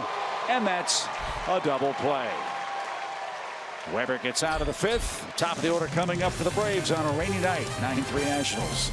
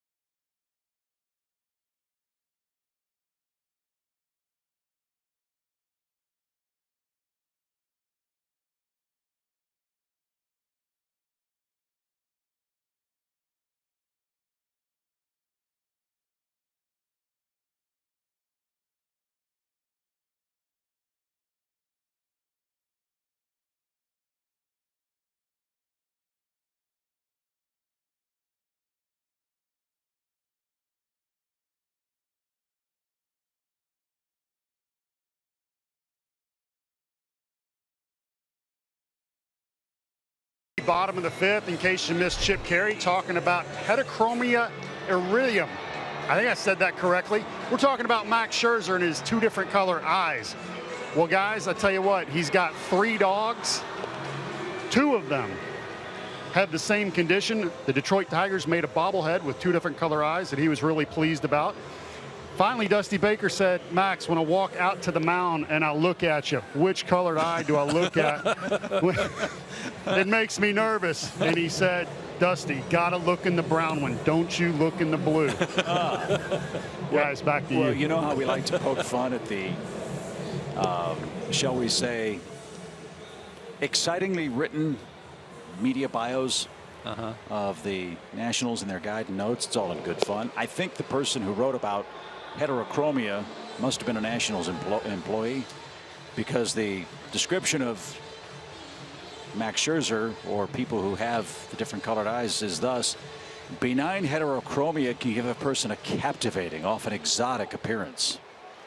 And notable celebrities who have heterochromia include Max Scherzer, Dan Aykroyd, Kate Bosworth, Mila Kunis, Christopher Walken, who always needs more cowbell, and one of the loveliest ladies I've ever seen, Jane Seymour.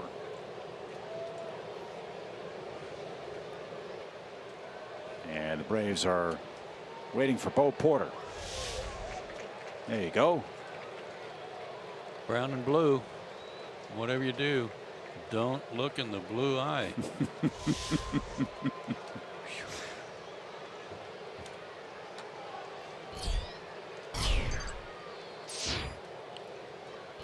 (9-3). And a shot down the right field line. Boy, did he turn on that ball effectively. It was 93 miles an hour. He does such a good job of using his hands. Again, hitting over 330 since the All-Star break, and getting inside that heater to get the barrel to it.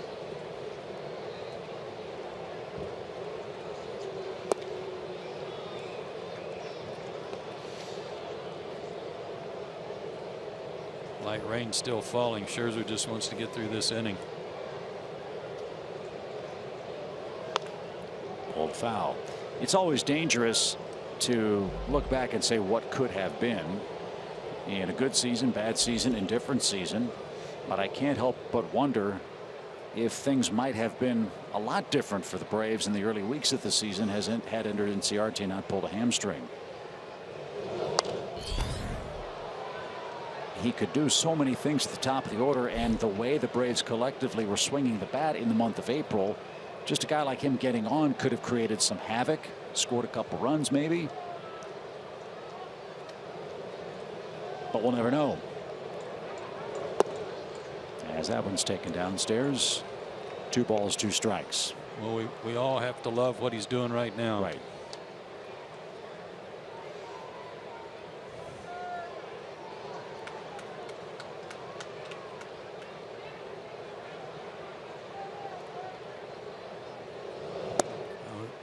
We've all been lavishing all this praise on Andrew Jones, and rightfully so. And I told Ender today that he might be the best center fielder since Andrew left for the Braves.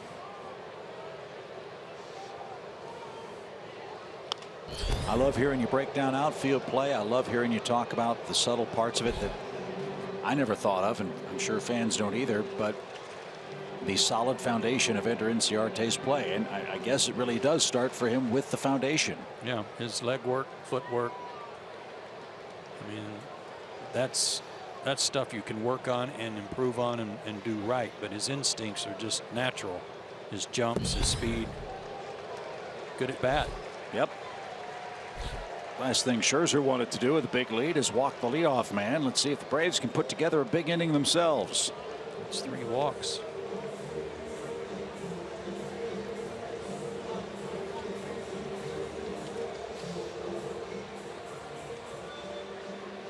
Last time he walked 3 batters was July 4th against Milwaukee. That was, counting this game, 8 starts ago. Before Inciarte's walk, the last Brave to reach was the man in the batter's box, Adonis Garcia, who ripped a double. That scored a couple of runs and gave the Braves a 3-1 lead. That's how it stood after 3, but then Tyrell Jenkins had it all fall apart in the 4th.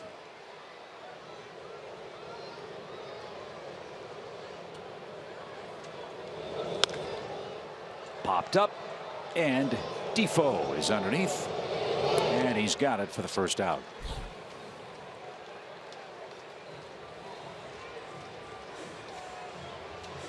Here's Freddie. You know, the Freddie is 4 extra base hits away from tying his career high. Did not. He's got 61 of them. That's 3rd most in the National League. It's because he's got so many triples. He was on a triple binge there for a while.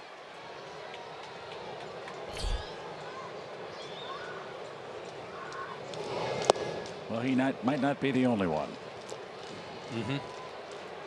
Yep, the night's still young.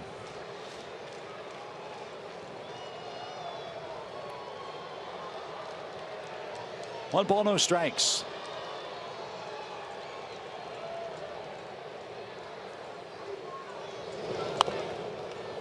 And bounced foul for an even count. We'll keep an eye on all the scores for you as National League play continues. How about the Cincinnati Reds? They are thumping the Dodgers tonight, 7-0.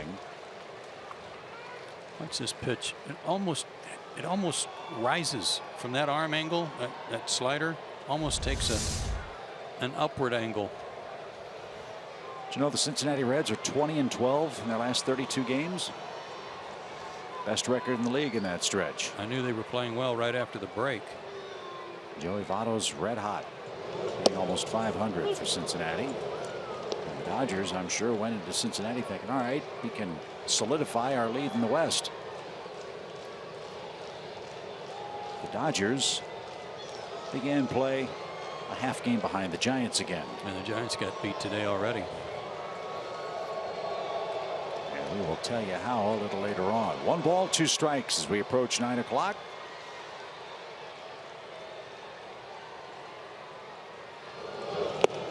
Swing and a miss.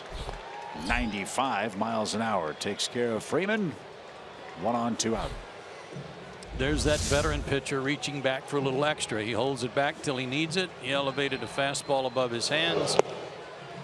I don't think he had hit 95 all night. What do they call that pitch in softball that does rise? An upshoot. An upshoot.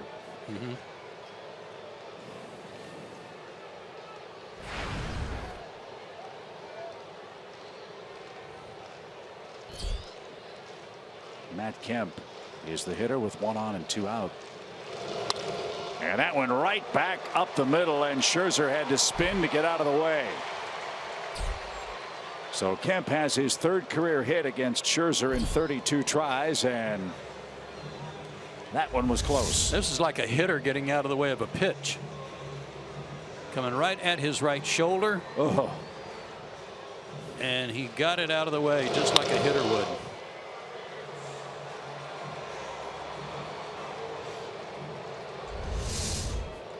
Might have nicked him. It came back at him faster than it headed to the plate, that's for sure. And now Markakis the batter with 2 outs. Dusty Baker just about passed out in the Nationals dugout on that one.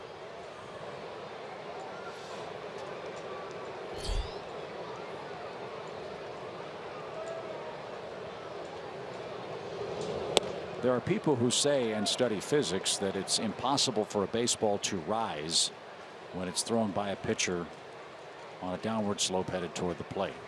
But I'm sure in your experience you faced guys that you had the impression that the ball did exactly that. 4-seamers were climbing. 1 ball, no strikes. That pitch he threw Freddie a minute ago that looked like it had a little upward plane was a slider that he went under and caused it to have an upward track. So I guess, yeah, in that situation, like a softball pitcher, if you are under the ball, you can make it go. Well, we see submariners do that all the time. Right. 1 ball, 1 strike. But a standard delivery. High 3/4 straight over the top. No way. Yeah.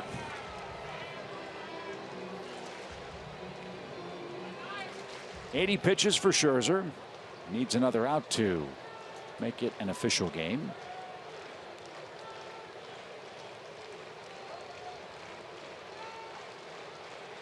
Markakis with a couple of ground outs.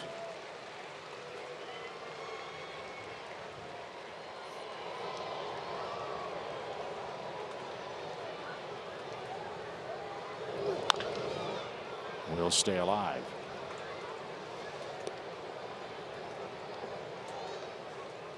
Miami's winning in Pittsburgh tonight. That's 3-0 in the bottom of the 7th. Marlins 2.5 games out in the wild card. Pittsburgh's 2 back. Phillies 3, Cardinals 2. That game's in the 6th at the Bank Vault. Ryan Howard's swinging the bat real well right now.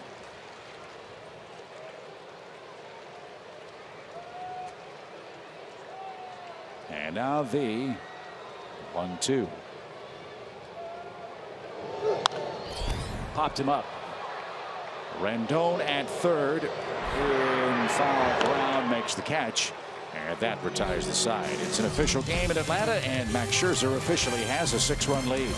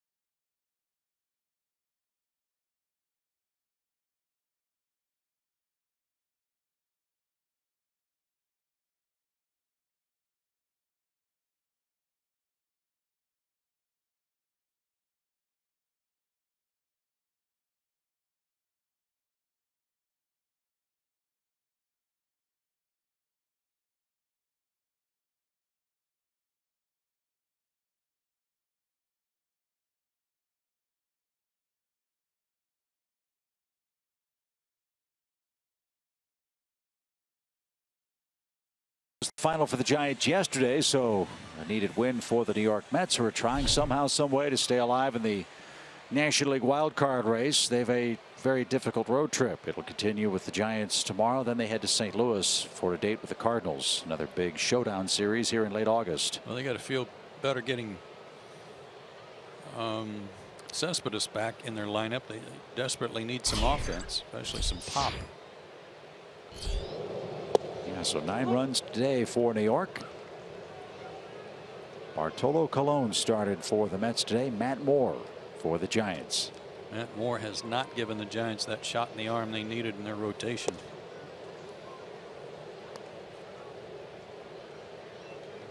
Top of the order for the Nationals. We're in the 6th inning. 9-3. An 8-run 4th turned the game around. And Weber missed. 2 balls and a strike.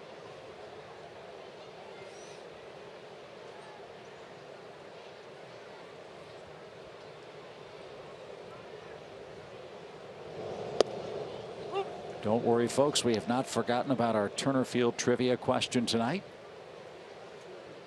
who has the highest career batting average in this ballpark with a minimum of 50 at-bats. Opponent, correct. And it did not say active. So we got to keep that in mind as well, as Turner was rung up and can't believe the call. And Weber has his first out of the inning. It's a strikeout. Phil Cuzzy's the umpire behind the plate. Just missed the bottom of the zone. Good job by Flowers.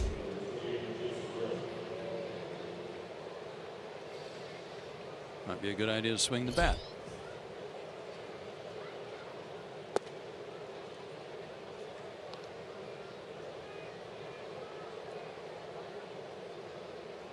Worth had an infield hit in the Nationals' fourth inning outburst. Everybody had a good time in that inning except for Wilson Ramos. The Nationals catcher accounted for all 3 outs in the inning.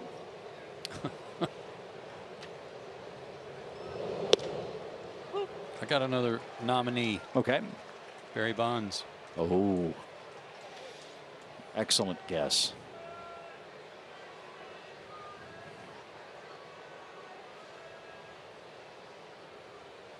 One ball, 2 strikes. And that caught a corner. That way, Ryan.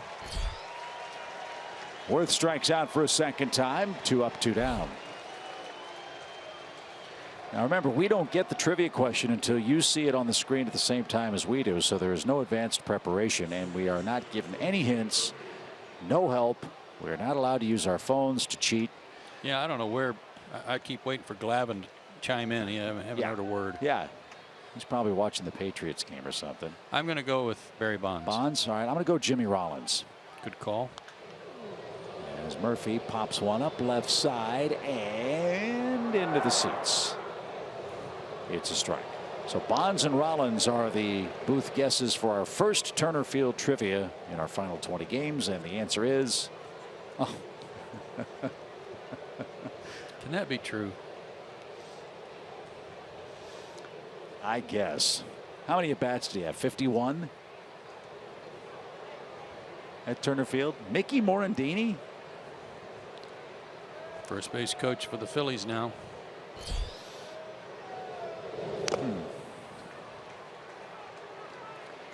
Mickey's a great guy, but to do that in this ballpark in the time in which he played and against the pitchers he had to face says an awful lot. It does.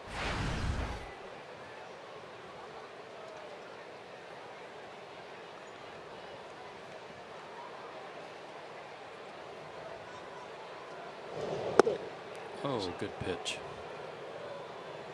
To have had the bottom of the zone, but Weber didn't get the call. If that was a strike to Turner, how's that not a strike for Murphy? That would have been a good way to end the inning and send a message. Better swing the bat.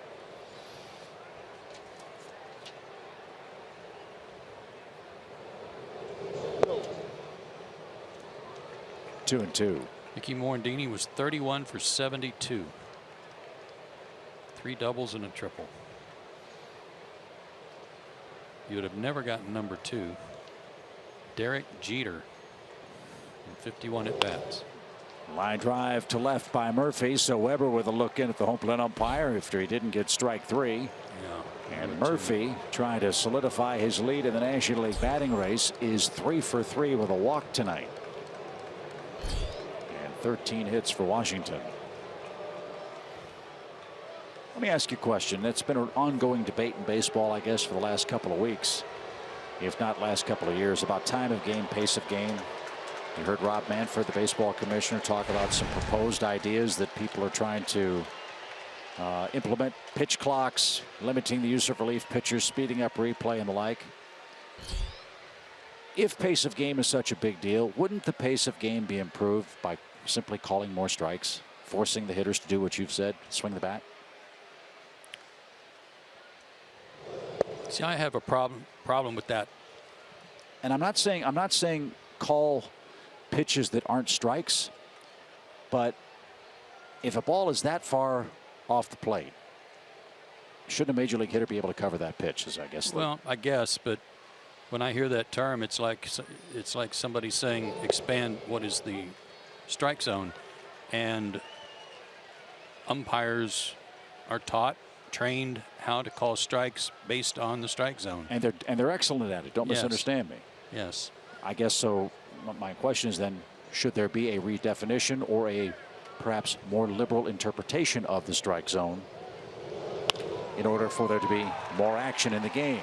As Harper rips a shot toward right center, and Murphy chugs to third base, and they're at the corners with 2 outs.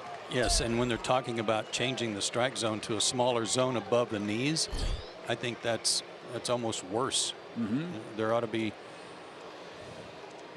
I don't know, in some ways a bigger strike zone to force guys to swing the bat more. But I don't like that term of calling more strikes. Or hunting for strikes. Yeah, right. just I don't know. I don't see that as a way to get the game to go faster. I mean, I'd like to talk to Paul Byrd about his suggestion of having a pitch clock with no one on base, a 20-second pitch clock. I'd wonder how that would affect a pitcher. Yeah, I agree with that. You can still work really fast and slow the game down. What I mean by that is you get the ball back, you get on the rubber really quick, 5 seconds, and then you get your sign, and then you take a deep breath and you slow the game down. A lot of the wasted time is the time spent just walking around, getting some rosin, looking around, and then getting up on the rubber. So those are my thoughts, and yeah, I would not be bothered by a pitch clock.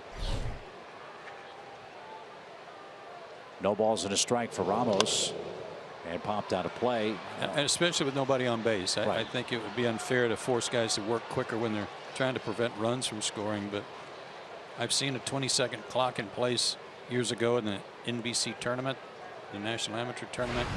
It was very effective. 20 seconds is a long time. It is. It truly is. And I think all the infielders would agree with you as well. Bouncing ball to first, Freeman at the bag, and that will retire the side. No runs, 2 hits, 2 left. Bottom of the 6th inning. Tyler Flowers will lead off for the Braves.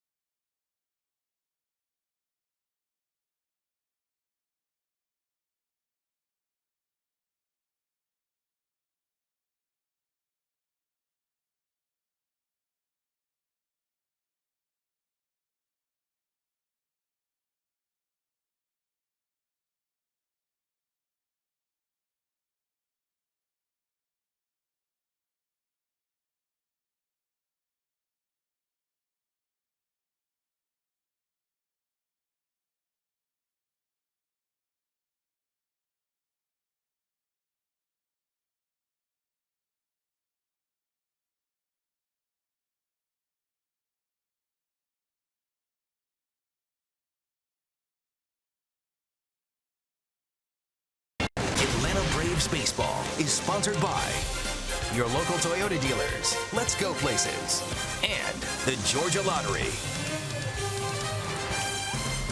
Things were moving along swimmingly for the Braves after 3 innings. They enjoyed a 3-1 lead over the Nationals, but then in the 4th inning, Tyrell Jenkins ran into a buzzsaw. The Nationals scored 8 runs. They sent 12 men to the plate and set a new team record with hits in 8 consecutive plate appearances.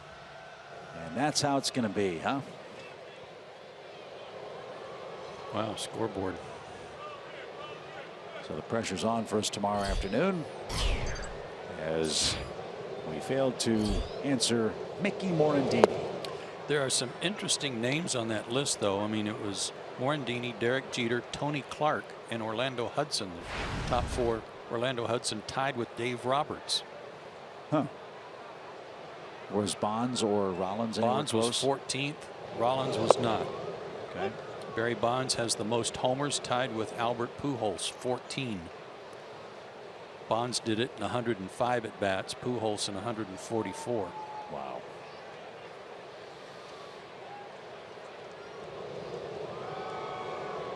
Oh, 2 count as Flowers takes outside. Miss seeing Albert Pujols in the National League. Certainly miss seeing him with the Angels.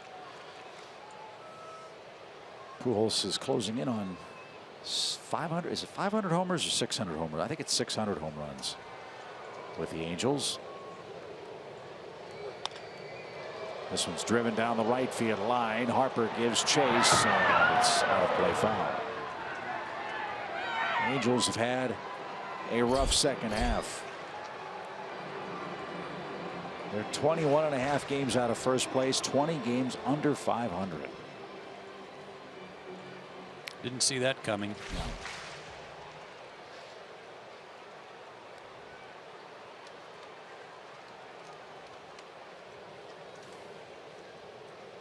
One ball, 2 strikes for the Braves catcher Tyler Flowers.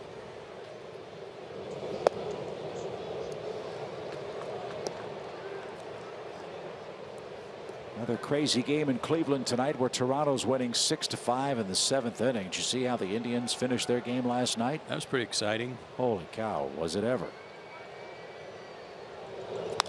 Bouncing ball to third, 8 up Rendon, but he kept it in front and made a great play. That'll leave a mark. You know it will. Oh. Bread basket. That might have gotten him 3 times. Right leg, chest, and left leg. Somebody's giving it to him that he from the Nationals bench. Good play. Yeah, the Cleveland Indians got a game-tying home run in the 9th inning. And then Tyler Naquin hit a walk-off inside the park home run to finish off the Blue Jays. The first time that had happened by a Cleveland Indian in exactly 100 years. The immortal Brago Roth had an inside the park homer in 1916. His name was Don, but it became Brago after that.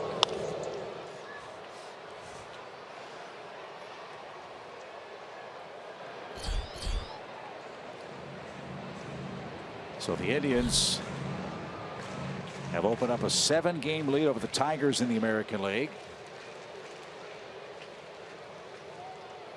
They're a game and a half behind Texas for the best record in the junior circuit. And when we saw the Indians, they were playing as well as any team we have seen, not just this year, but in recent memory. That was in the middle of their 14-game winning streak. I think since we saw them, though, their pitching staff, their starting staff is it's gotten a little precarious, maybe a little bit like the Mets, in that they've got to really keep a close eye on some of their guys and their health. Peterson strikes out, 2 away. Chase has gone down swinging twice tonight. And Chase Darno is the batter. He has an RBI, a run, and he struck out. And they did get Andrew Miller.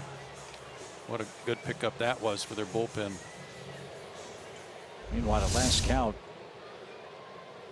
and Scherzer now up to 5 strikeouts. Last I saw, Jonathan Lucroy in 22 games with Texas has already hit 7 homers. Is that right? I knew he was up to, I think, 20 for the year, but I didn't know how many had been hit with Texas.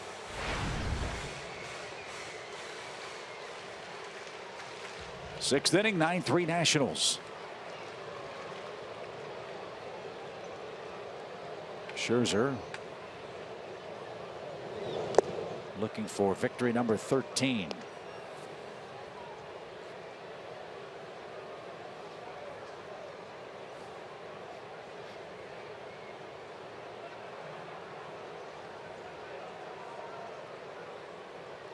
97 pitches in 4 innings in Colorado. He's up to 96 with 2 outs in the 6th.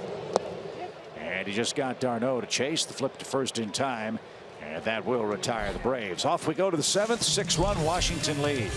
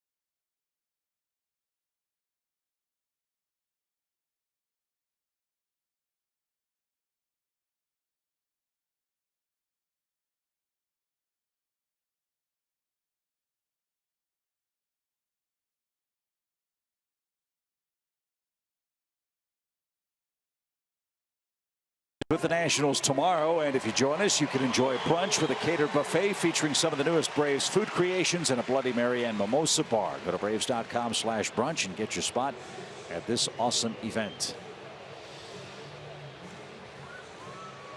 You've seen some of those Bloody Mary concoctions they put together in Milwaukee?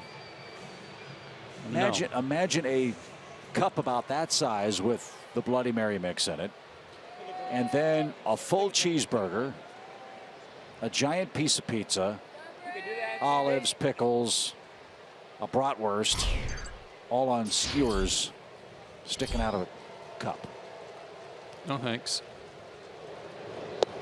Maybe why the average life expectancy in Milwaukee is about 17.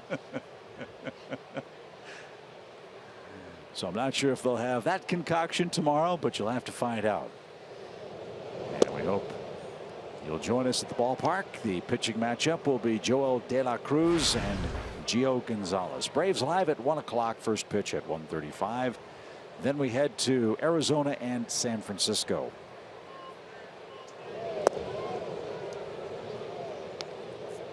Argyle Jenkins gave me some numbers on Mickey Morandini. Going back to our trivia question, he was a .344 career hitter against Greg Maddux. Another hit for Rendon. That's go home, Anthony. Yeah. You know, take Murphy with you.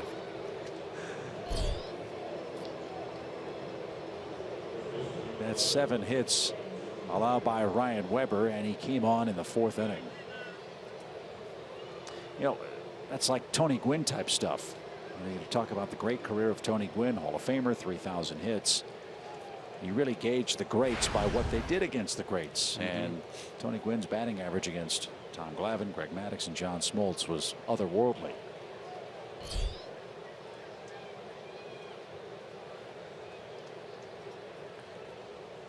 What a return for Ryan Zimmerman. 3 for 3, a homer, and 2 runs scored. Yeah, I'd say his left wrist is okay.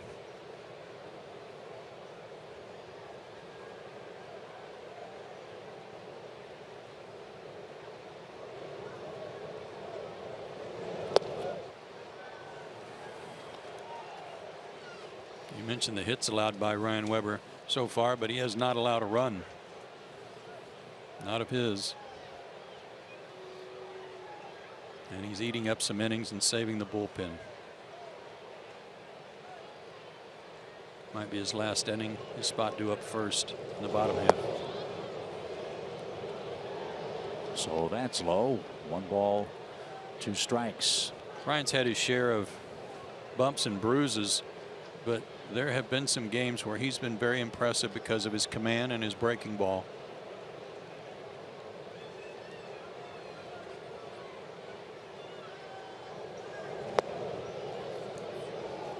One of those breaking balls missed there. It's 2-2.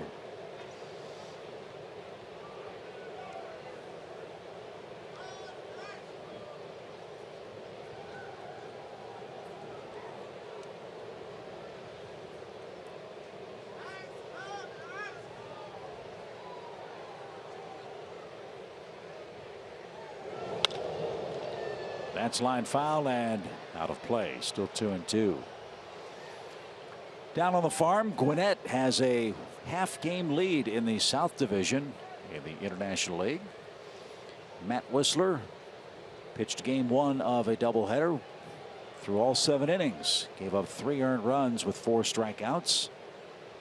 Were all those runs in the first? I believe they were. Were they? Mm-hmm. And in game 2, Aaron Blair came back from the DL, as Adonis will have 1 play. And the runner at second, 1 out. Blair had a knee problem, went 2 innings, 7 hits, 5 runs. Braden Schlehuber had 2 doubles. And then tonight against Rochester, Rio Ruiz is having himself a night. 3 for 3, 2 home runs. He leads the Gwinnett club in RBIs coming into play tonight with 46. Tell you what, Max Posley's done a heck of a job, hadn't he, this year? Started in A ball. 2 hits, shot out over 8 innings tonight. Great work. He's had a good year. Here's Defoe. A strike. Mississippi had a double dip yesterday. They lost both games, 1-0 and 2-1. They're still in first place by 5 games. Michael Mader, one of the pitchers the Braves got from the Marlins. This one's hit towards second. Actually, the pitcher that Marlins gave up for Hunter Cervenka. Pitched another great game. First complete game of his career. 1 run, 7 innings with 5 strikeouts.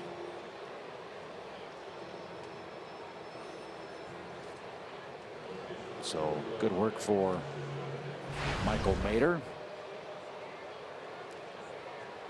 Matt Withrow struck out 9 for Columbus, or for Carolina, I beg your pardon. That's a new career high.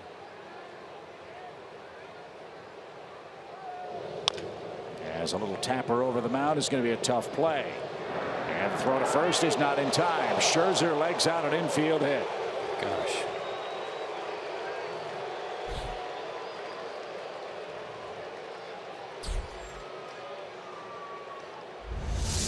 Second RBI for him tonight.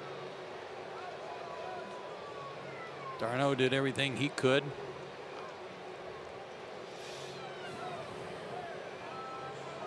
So a 2 for 4 night and 2 RBIs for Scherzer. He's also scored a run. And clearly he beat it. 2 more names to tell you about. Mike Soroka won at Rome yesterday. He's won 5 straight games. 5-0, a 2.0 ERA, 29 strikeouts in 36 innings. Tuki Toussaint pitched for Rome tonight, also won. Good. So he's got 4 victories for Rome. Tell you a guy I haven't heard about. I don't know about his progress coming back from Tommy John surgery. Is Paco Rodriguez that the Braves got from the Dodgers. I keep forgetting to ask about him and where he is in his recovery process. Boy, he had good stuff, and we saw him with LA.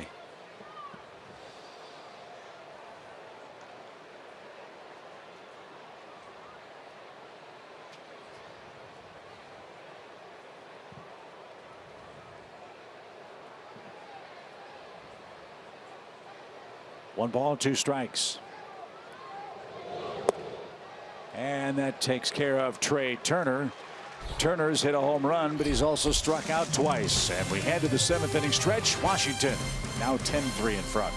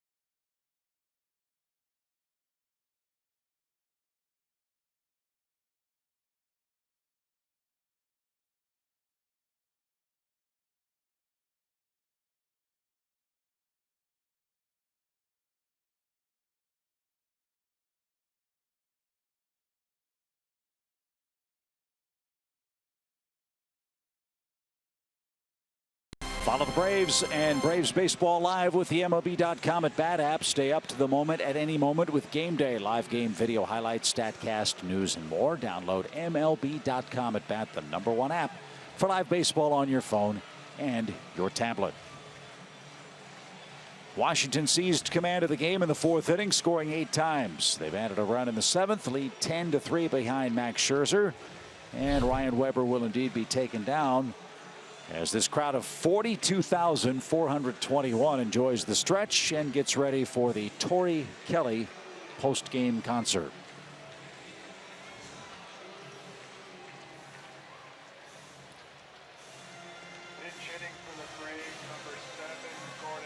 Gordon Beckham grabs a bat, and he'll lead off against Scherzer.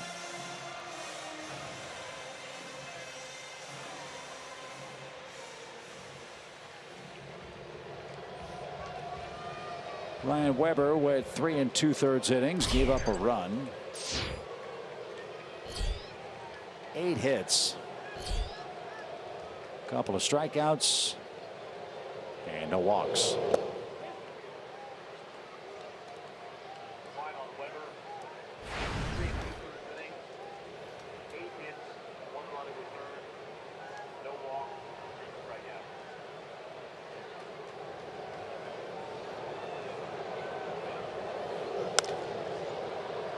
Popped up, and Murphy is there. He's got it, and there's the first out. 3 strikeouts for Weber. Shortchanged him by 1, so my apologies.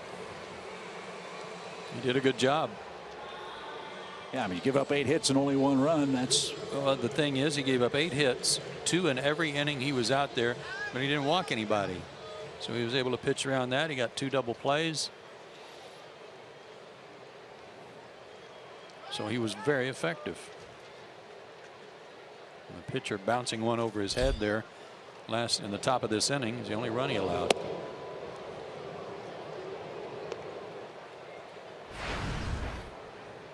Ender's reached twice. He's doubled, scored, and walked. And it's in for a strike.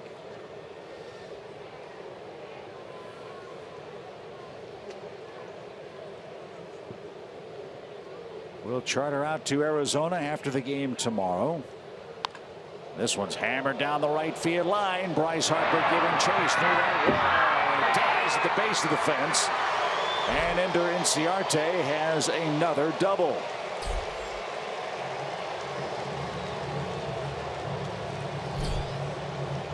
The wind is blowing briskly toward the right field corner. And Harper couldn't catch up to it, and there's a 1-out hit. High slider there that got away from Scherzer, and Ender made him pay. Almost hit it out. He had 2 hits against Scherzer in his career, 2 for 8 coming into the game, and 3 hits tonight, 2 doubles. Here comes Johnny B. Dusty Baker, a 26th round pick in 1967 by the Braves. A man who was entrusted to hit behind Hank Aaron. He had a terrific Braves career and a terrific run as a Dodger. Now with his 4th big league club as a major league manager, over 1,700 wins. He's got a good Nationals team, and he got another good start for Max Scherzer and a huge offensive night. 10 runs, 16 hits supported the Washington right-hander, and he departs here in the 7th.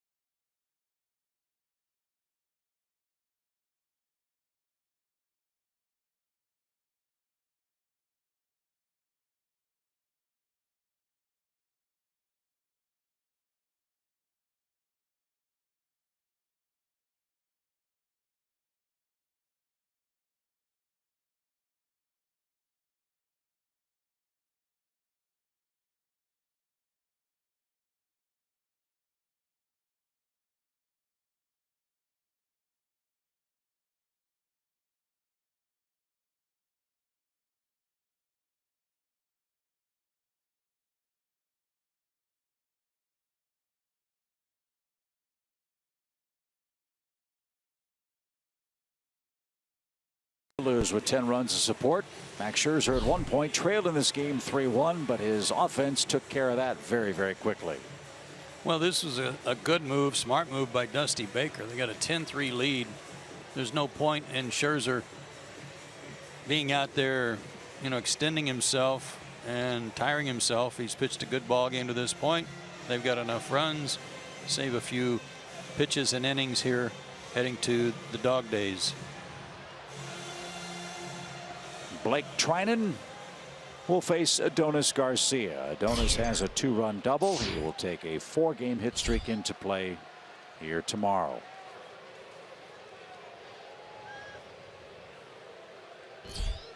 On the other side of that, though, Blake Trinan, this is his 56th game. Got a 7-run lead.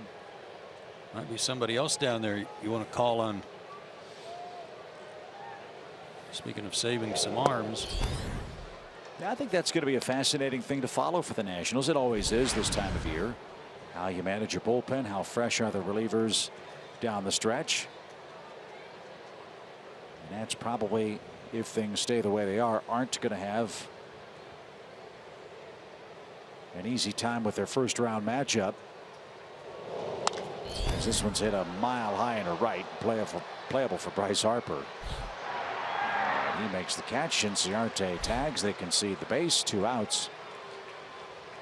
But they have to be concerned about Steven Strasburg. He has pitched poorly, I guess, over the last 3 weeks or so. Gio Gonzalez has had his share of issues. He's got the ball here tomorrow. Yeah, he's 8-9. Joe Ross is hurt. Lopez, the kid that we saw twice, has been electric at times. But in his first start got clobbered by the Dodgers, I believe it was. And then there's Tanner Roark, who just lays in the weeds and gives the Braves fits as well.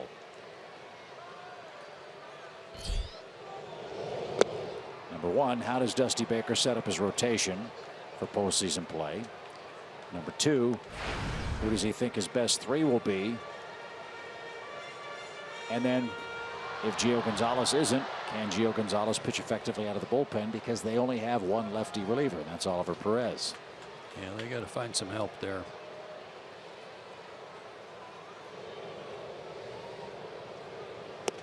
Sammy Solis might still be a guy down there in the bullpen for them, a left-hander who just went on the disabled list. He's had a good year, 2.35 ERA.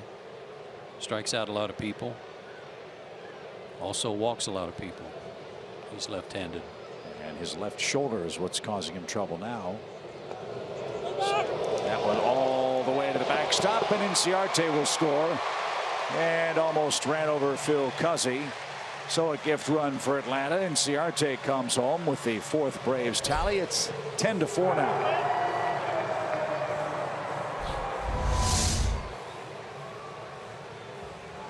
Wild pitch in on the foot of Freddie Freeman. Almost took out our robo camera right there behind home plate, and INCIARTE almost took out Phil. So that run goes to Max Scherzer's line. 4 runs, 6 hits allowed by the Washington starter over 6 1/3 innings. 2-run night for Ender, the top of the order tonight.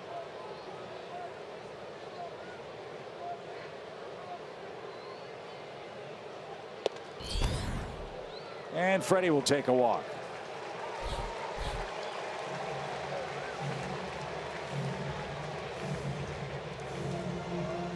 That'll drive a pitcher, a pitching coach, and a manager crazy with a 7-run lead, or now a 6-run lead.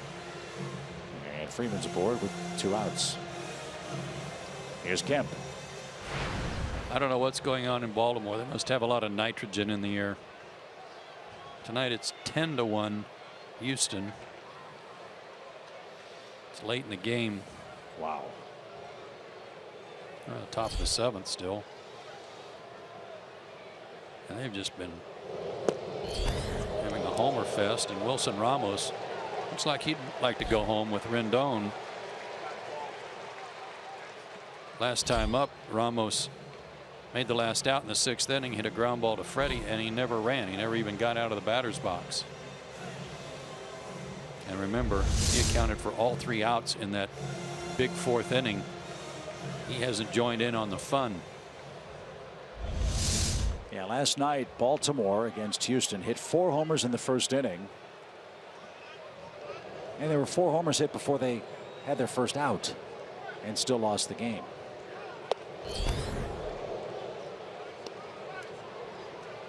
It was 15-8 Houston last night.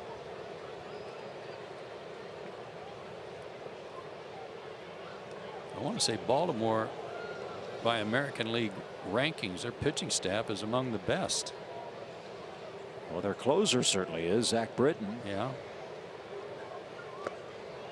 No, I'm wrong. Their ERA, they're 12th in the league in ERA. Huh.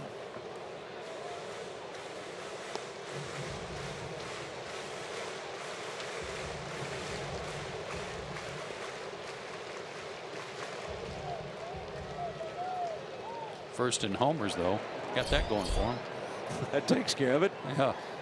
Score 7, give up 6. You're going to be in good shape. Chris Tillman's got 15 wins for the Orioles. Zach Britton 37 saves. Rick Porcello and Jay Happ, I guess, would have to be the Cy Young leaders among starting pitchers in the American League. Porcello 17-3 for the Red Sox. Jay Happ 17 wins for Toronto. What a find he's been. Porcello, man, what a year.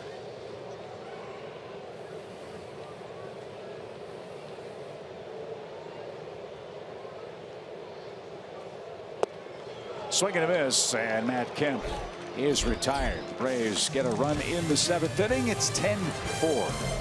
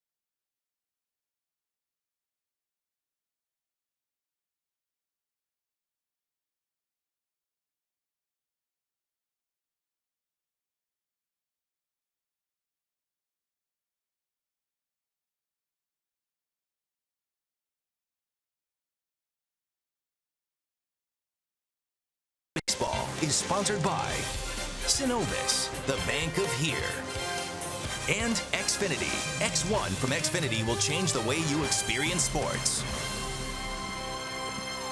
10-4, good buddy. Nationals lead game 3.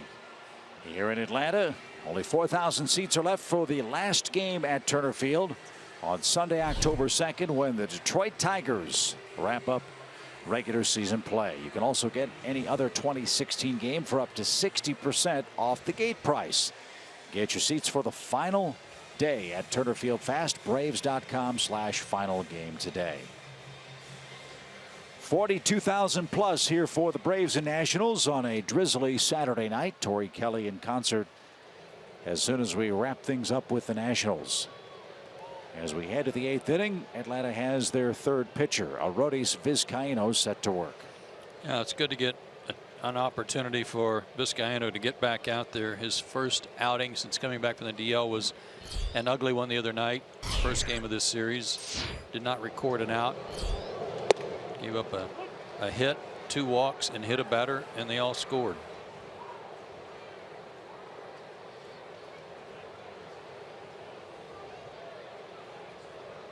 That was a 5-run inning, and it was in the 8th.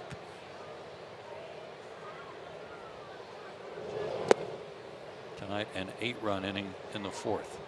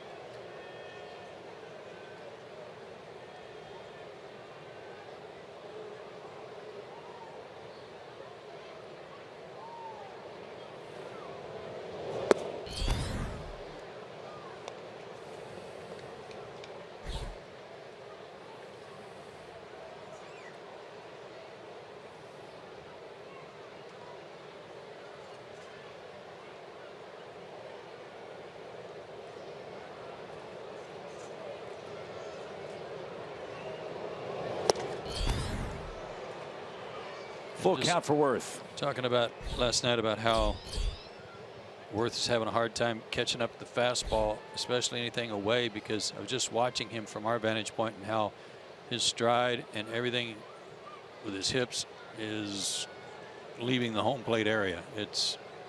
Everything's headed toward shortstop.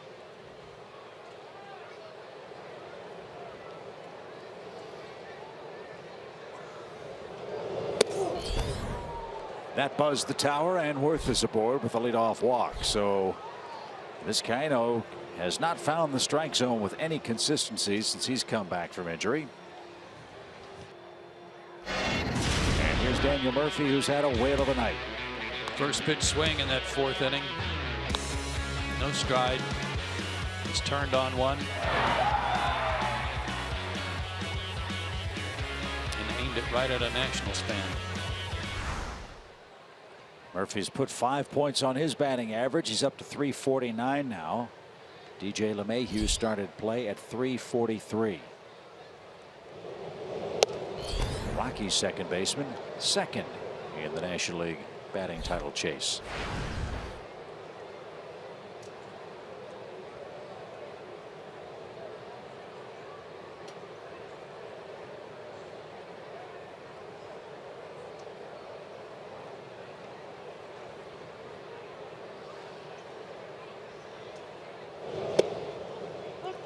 There's a strike. It's an even count. Do you think there's ever a strike called on Daniel Murphy where he doesn't turn and talk to the umpire? No.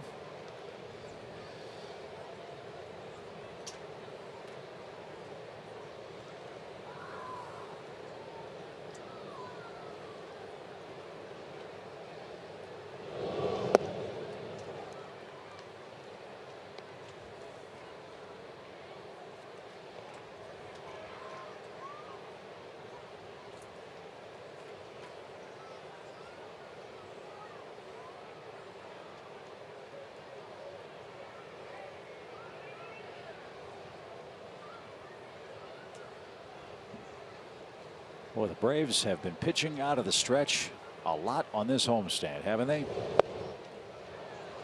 2 balls, 2 strikes. You mean the one that began in April? Well, yeah. But on this homestand, Braves have given up 39 runs in 5 games. 2-2. Fly ball center. And Murphy's going to be retired at last. Back to first is Jason Worth. Braves Live presented by Xfinity will follow us. We're playing on in the 8th inning with Paul Byrd and Joe Simpson. Chip Carey with you. I've got 5 3-up and 3-down innings in this series. 1 tonight. It's not enough. Yeah, this big crowd hadn't had a whole lot to cheer about except that the Braves had an early lead. 3-1 going into the 4th.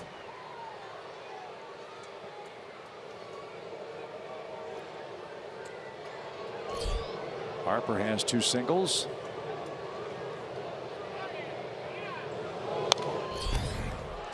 And fouled back.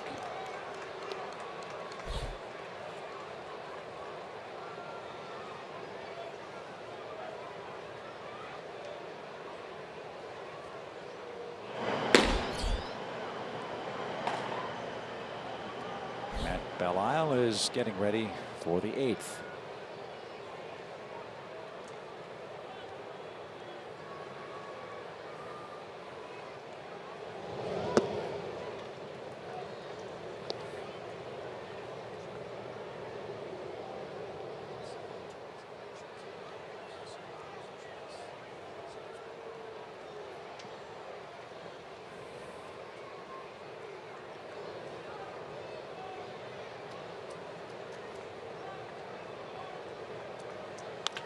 Ground ball right side. Peterson will get the lead runner. And Harper safely at first with 2 outs. And another chance for Wilson Ramos to join the hit parade for the Nationals. He's 0 for 4, made all 3 outs in the big Washington 4th inning. And did something last night that had never previously been done in Nationals history. That is the 5th time in this series already that Bryce Harper has rolled over the top of a pitch that was down and away or a little outside and hit it to second base for the second baseman. He's trying to bail and wail. And he was on the move with a 10-4 lead and fouled away by Ramos. Yeah, that's not a good thing, but we finish the point on Wilson. 2 strike him out, throw him out double plays for the Washington catcher. First in Nationals history to do that. 3rd time it's happened in franchise history. Ron Brand in '69 with the Expos, and Mike Fitzgerald with the Expos also had a similar game.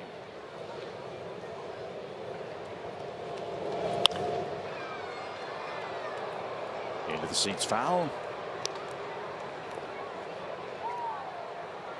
It's 0-2.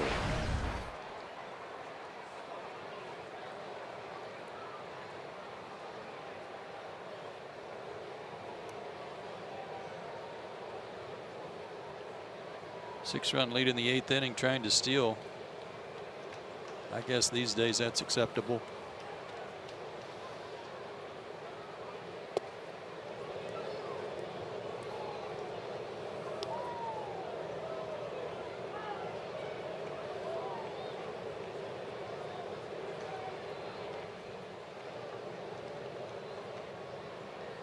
If it isn't for Dusty Baker, you can be sure Bryce Harper will hear about it after the game, if not sooner, as the 1-2 pitch is off the plate. It's still not acceptable for a lot of people.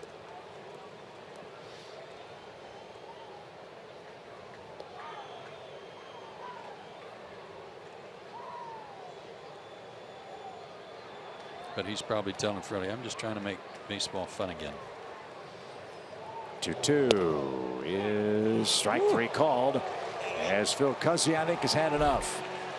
Vizcaino strikes out the Nationals catcher who didn't like the call. It's 10-4 as we head to the home 8th.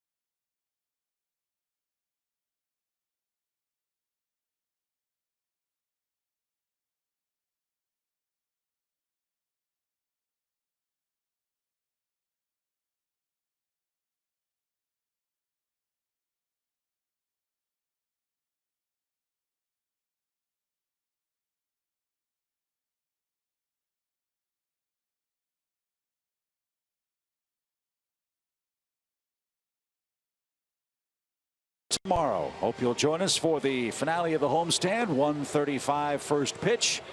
A Bloody Mary and Mimosa Bar, a sampling of all the newest Braves food creations for you. Hope you'll join us. Get your tickets at braves.com/brunch and join us tomorrow afternoon.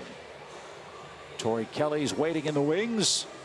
The Braves bats are coming up here in the home 8th. Markakis, Flowers, and Peterson, and Matt Belisle is the man scheduled for the mound for the Nationals.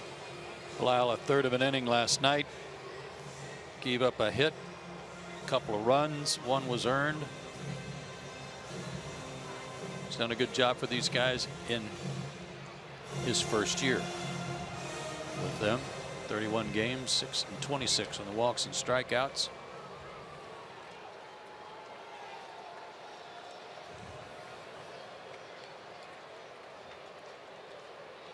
Nick's got an 0 for 3, as a matter of fact.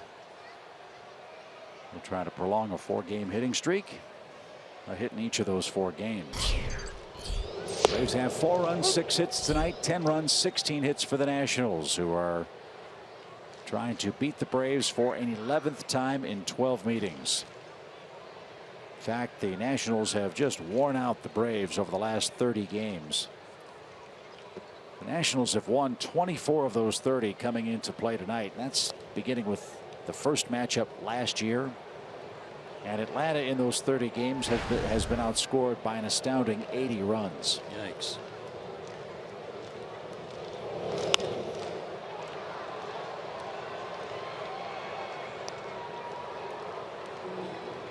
Murphy's had a hand in that. 3 hits, including a homer.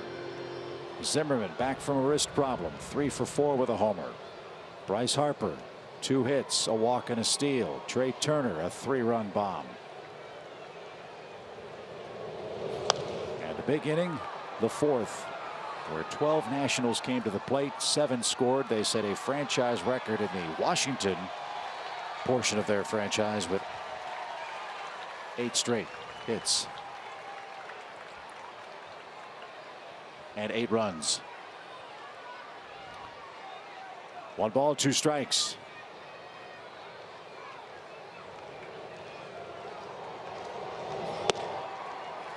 Matt Belisle was drafted by the Braves out of McCallum High School in Austin, Texas, way back in 1995. Wow.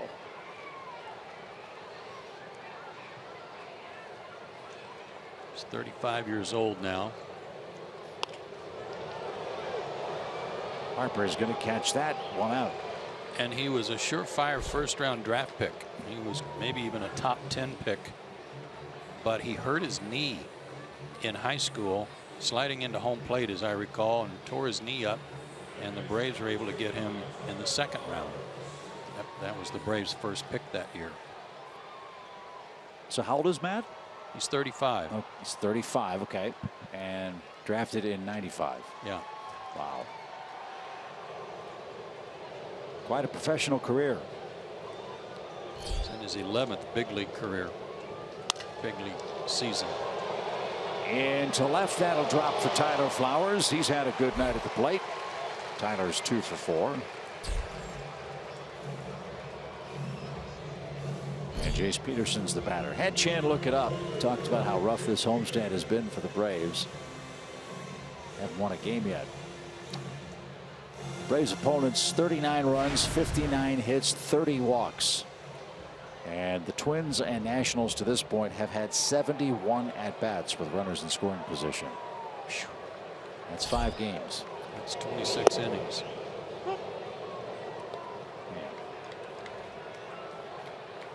I'm sorry, 26 innings in this series, not for the homestand.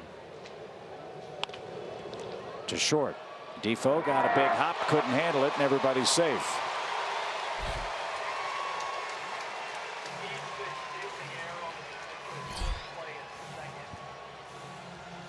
So an error on the National shortstop. Defoe commits his second.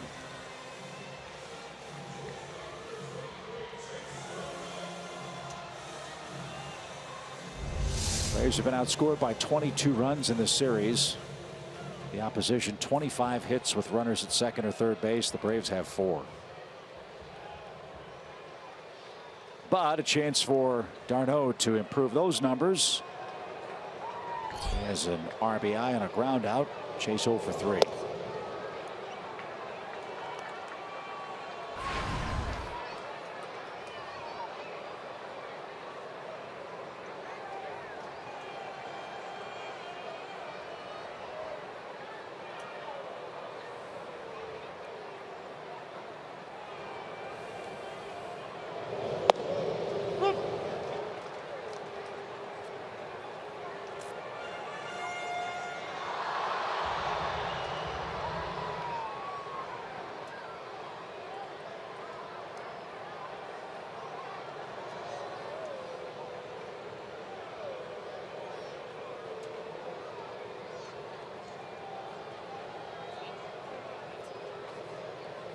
Jeff Francoeur picked up a bat. He'll stand in place of Vizcaino, barring a double play here. Guessing Jeff will be in the lineup tomorrow with the left-hander Gio Gonzalez on the mound. We'll have to wait and see as this one's lined over Murphy and into right center field for a hit.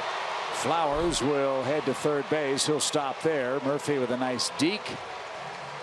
Might have saved a run for the moment. And Atlanta's got him loaded for Francoeur with only 1 out in the inning.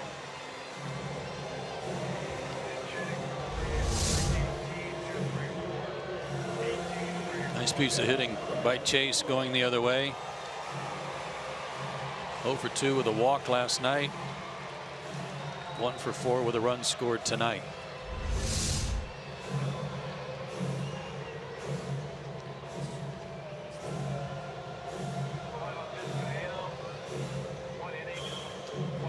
So Vizcaino will be credited with a scoreless inning with a walk and a strikeout.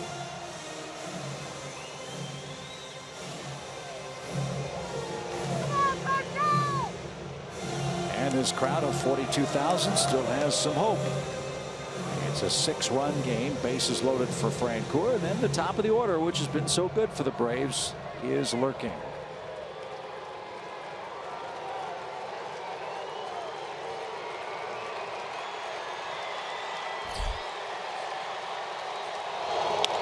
Line drive on the first pitch. Base hit right field. Flowers scores. Peterson will stop at third.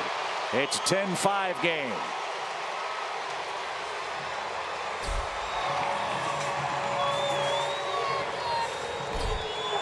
Boy, Jeff just keeps getting those pinch hits too. It's his 7th of the year and his 4th RBI.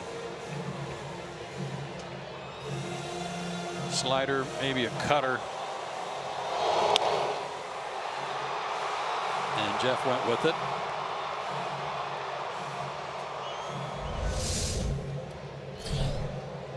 So Dusty Baker didn't want to, but he has no choice but to go get Matt Belisle. The Braves have scored a run. They still have the bases loaded. And now the top of the order is coming up in a 10-5 game.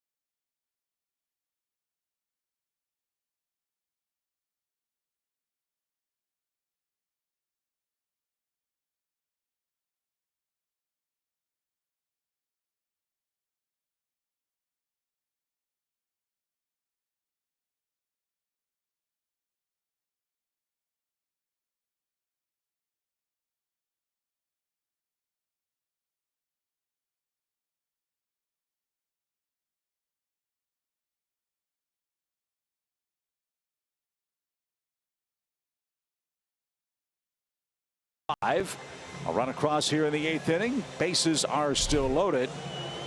And oh baby, what a night it would be if Atlanta could come back and stun Washington tonight. Sean Kelly is on for his 52nd game. Yeah, just when Dusty was thinking I can get Scherzer out of here and coast home and save him some innings, the bullpen's not holding up their end of the bargain. Showed you the great numbers for INCIARTE since the All-Star break. That's continued tonight. 2 doubles, 2 runs. And he lashes the first one out of play for a strike foul.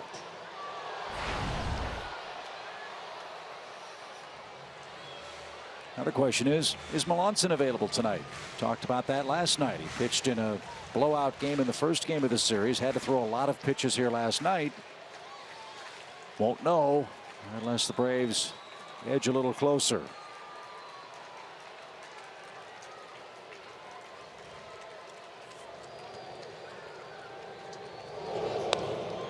What a cut.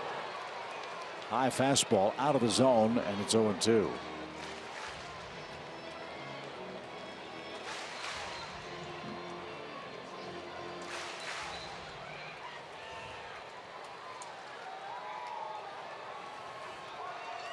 If I know Dusty, Melanson is available if needed.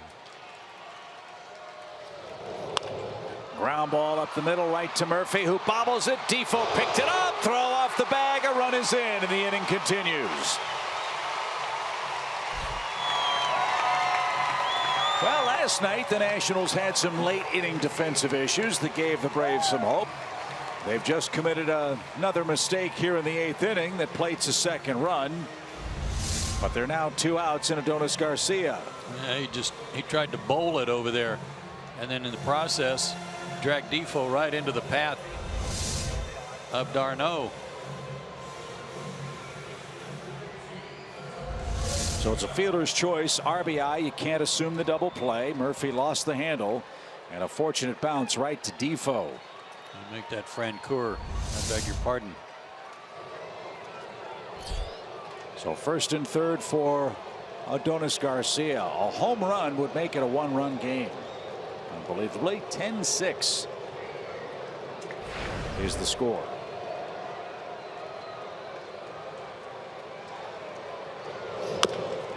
Chopper toward Rendon. He's got it. That's a fair ball. What a play by Rendon to get Garcia and in the Atlanta eighth. Wish he had gone home, and I told him to. You bet. 2 runs, though, come across in the Braves' eighth. 10-6. We go to the ninth.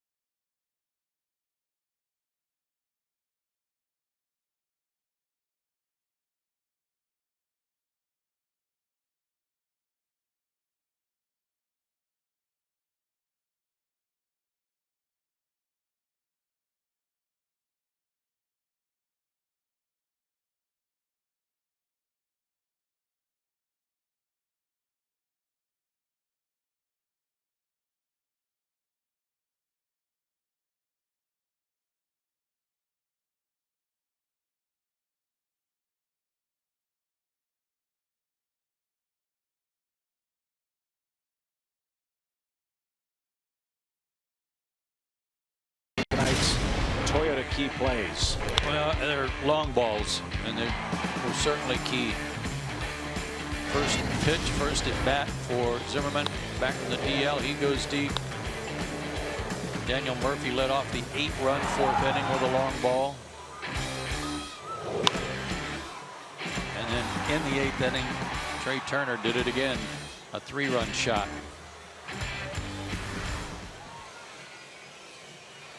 This is Jose Ramirez. He's the 3rd reliever, 4th pitcher of the night for Atlanta.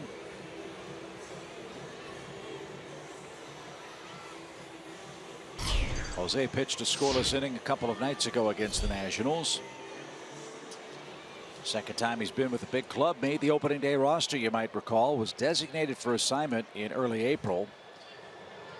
And then was brought back from Gwinnett on July 28th. He went 3-2, a 2.18 ERA at AAA.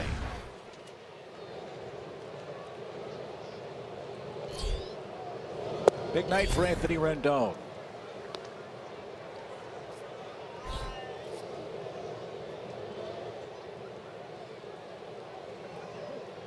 Jose Ramirez, one of 23 different relief pitchers Atlanta has used so far this year. And that includes guys like De La Cruz and Bud Norris and even Matt Whistler, who made an appearance, picked up a save in relief. Right, down in Florida.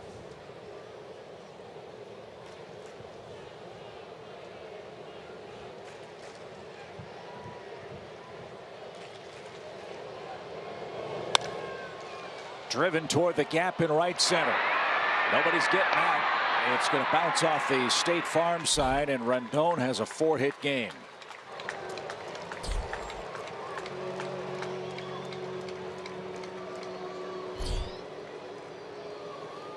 .30 doubles to go with 15 home runs.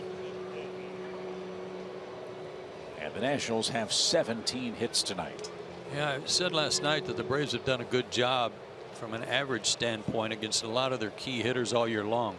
For example, Rendon, who's had a good series, but he was 6 for 38 against Atlanta coming into this game tonight, and he's got 4 hits tonight.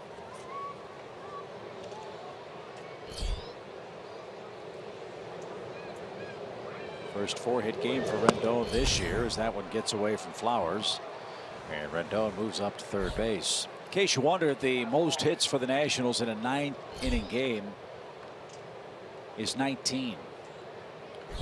That was on August 1st against the Diamondbacks.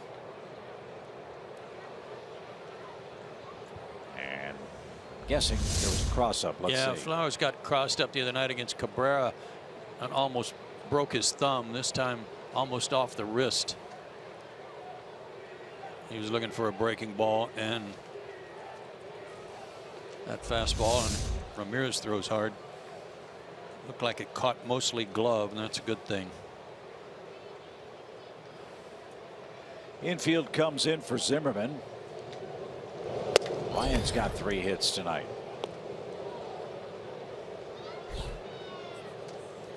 Something that plagued Washington during their very disappointing season last year was Matt Williams, then the manager, was able to put his projected lineup together for just 2 games all season. Dusty Baker has not had that problem as much this year. And if there is a benefit for the time that guys like Zimmerman has missed, he ought to be a whole lot fresher going into mid-September for this Nationals club. And he unloads to straightaway center and deep. Inciarte onto the track, makes the play, and Zimmerman has a 2 RBI night, and the Nationals get an 11th run. It's 11-6.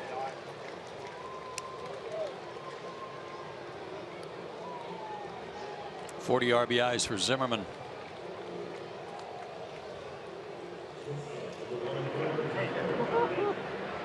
Among their position players, every guy in the lineup tonight was in double figures in home runs except for Turner, who now has 4 and hasn't played that much. He played 31 games. And Defoe, who's been in about 10 games. But all the other guys in double digits in homers. So when you're talking about Matt Williams not having his lineup together last year, that's a big deal. You bet. No balls and a strike for Defoe, and that's downstairs. Well, the challenge for the Nationals now with this big lead in the division is number 1, staying healthy, and I guess number 2, finishing strong and allowing Dusty Baker the real luxury to set up his pitching staff the way he wants it going into postseason play. Look, the Nationals aren't taking anything for granted. They've clinched nothing yet, but barring disaster, they're going to go to the playoffs this year.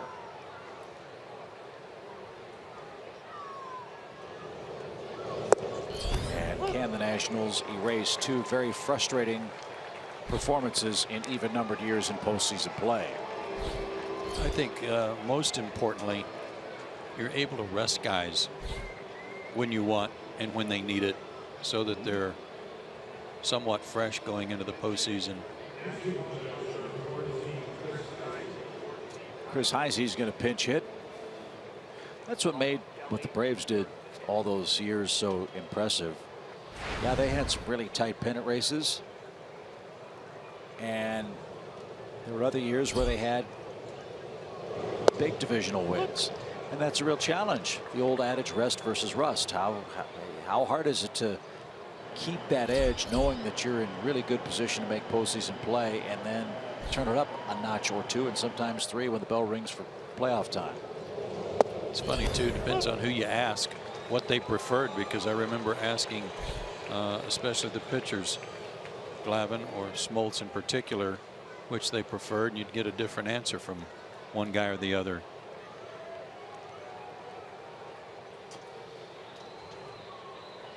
Oh, 2.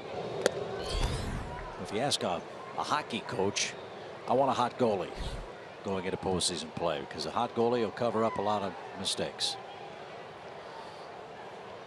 Well, according to an MLB analyst the other day, he preferred to have a hot quarterback. He compared Dansby Swanson to Andrew Luck. Really? Yeah. Huh. I don't know.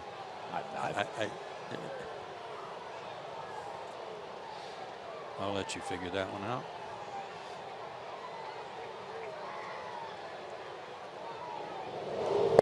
I'll have as much luck as that analyst, I think. Swing and a miss.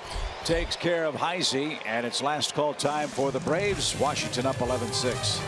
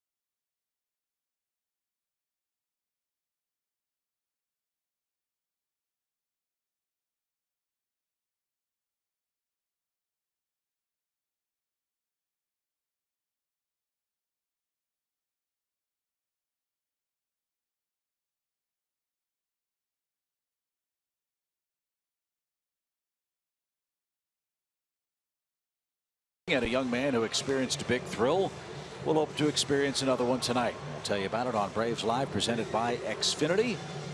It's game 3 of our series. Last night, Coda James Glover, the pride of Monroe, Oklahoma, and Heavener High School in Heavener, Oklahoma. Heavener, excuse me. Picked up his first big league win.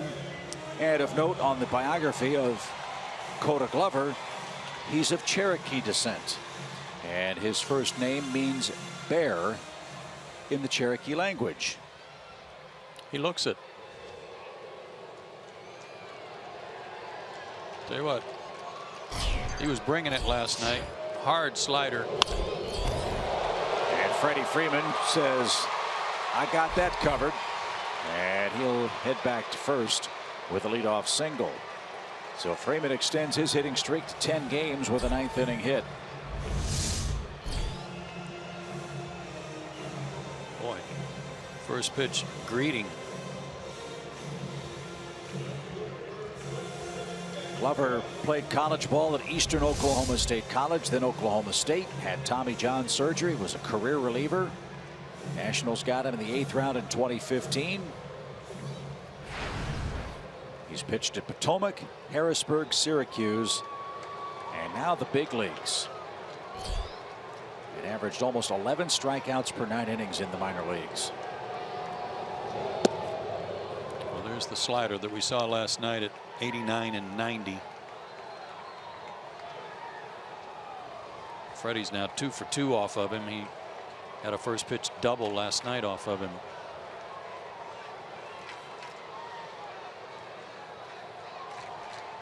One ball, no strikes, and Kemp didn't get it.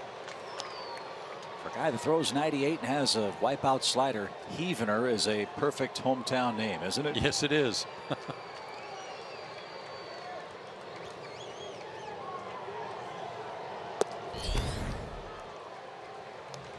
So these are great apprenticeship innings for this young man. And history of baseball is littered with names who've come out of nowhere to pitch huge innings for playoff bound clubs. And perhaps Glover will be one of those. What a late weapon he can be for the Nationals. Even if it's just one batter, that slider. It'll be interesting to see too how he does against lefties. Maybe he can be a guy that can erase left-handed batters. As we've mentioned, the Nationals have one left-handed reliever right now. And he's run it full to Kemp, who steps out. I would say his asset will be against right-handers, not lefties. Kemp got jammed. And the flip to first is in time, 1 out. If they've got somebody down there who can throw a changeup and run the ball away from lefties, then you've got a right-handed counterpart. And get some lefties out. But this one, right in on the pine tar. Man, I'm surprised that ball didn't stick on the bat. So much pine tar for Kemp. Freeman at second, 1 out.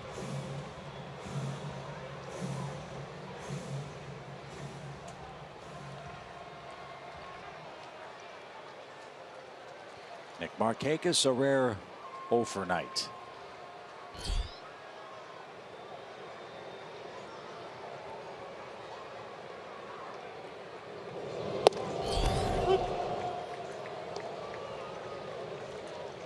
After this series for the Nationals, they have the Beltway Series. That'll be a treat. Chance for the Nationals to see how they stack up with one of the best teams in the American League. 2 games at the Orioles, 2 games at Nationals Park. Fly ball left. Both retreats, he'll have room. 2 outs.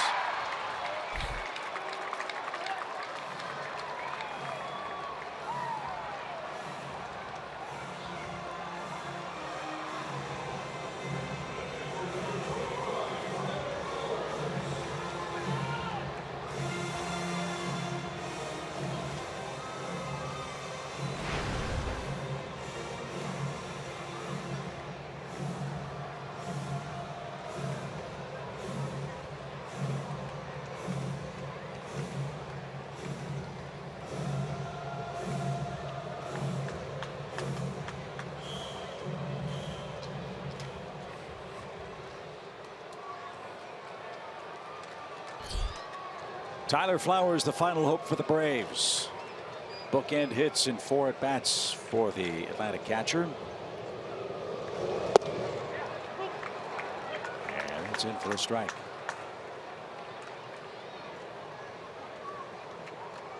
Joel De La Cruz and Gio Gonzalez tomorrow afternoon.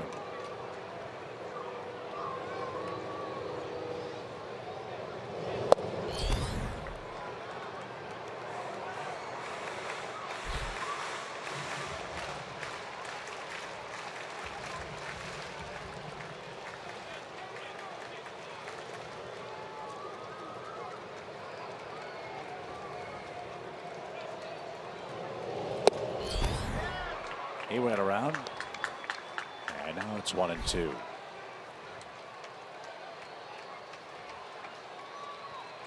Little break on the weather tomorrow. High 88 compared to those mid-90s.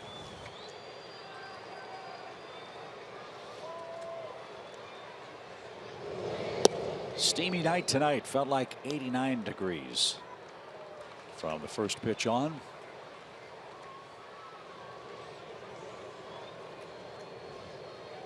It'll be hot and dry in Phoenix. Roof will be on at Chase Field, and we understand the weather in San Francisco is supposed to be awesome, cool and crisp. I was kind of hoping for 90, 95 there. Well, you're the one. Full count. Pack a sweater. Yeah, right? Unbelievable. So weather-wise, that'll be quite refreshing. Full count pitch for Tyler Flowers, and ball 4. The game's still alive for Jace Peterson.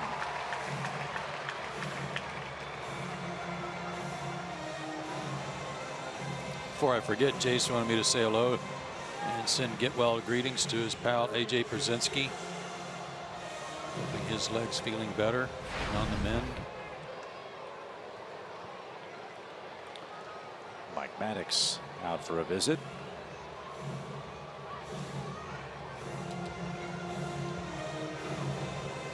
I'll bet you as soon as this game ends, AJ's going to tune into the post-game show, Braves Live, and then get to work on scouting his beloved Florida Gators as they get set to start the college football season.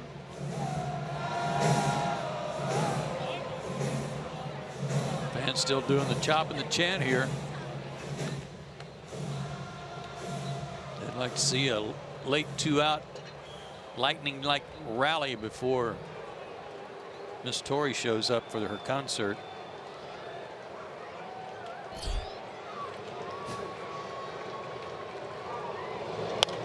Line foul and out of play. Yeah, the summer concert series is always a very popular draw.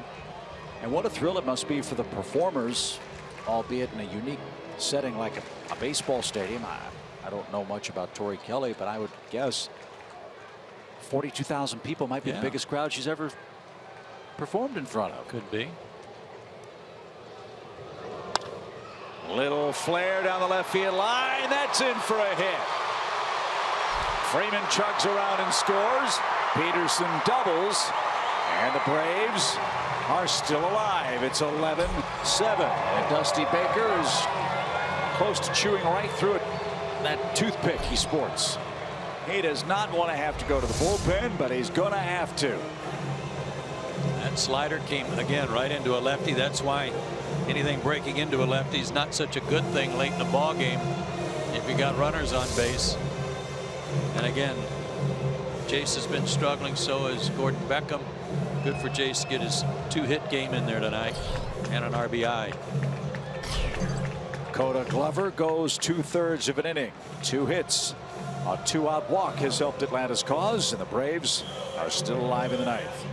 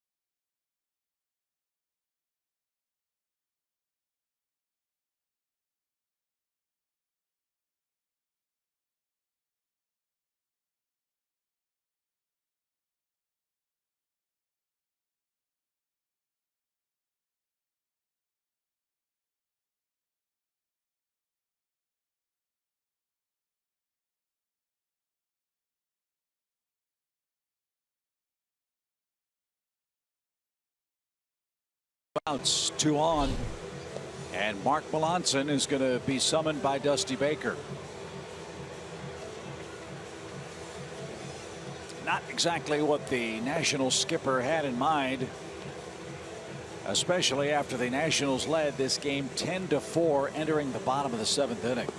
And his 3rd straight outing in this series, and he has not had clean innings in his first 2. He's given up hits, gave up a hit in the 9th inning on Friday, and he gave up a hit last night.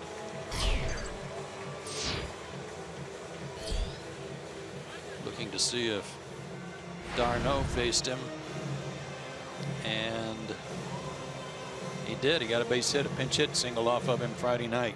Went to right field. Well, there's no margin for error for the Braves now. They have 2 outs, but 2 on.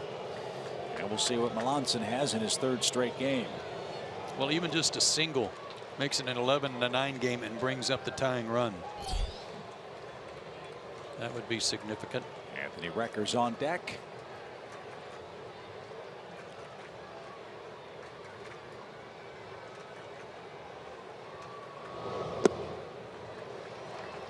And the dirt, 1 ball, no strikes.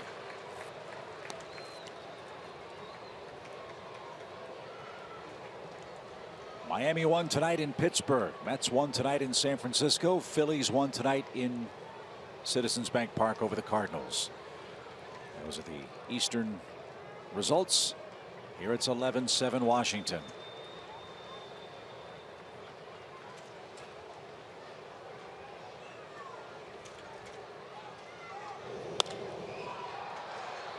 And fouled away. Hey, nice catch.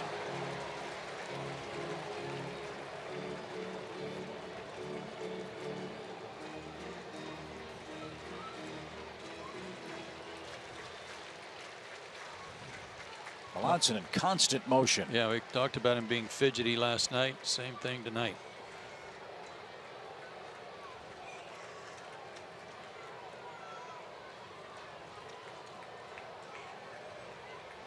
Ramos is running out of fingers. Yeah, he doesn't have that many signs, but he's going through a series with a runner at second.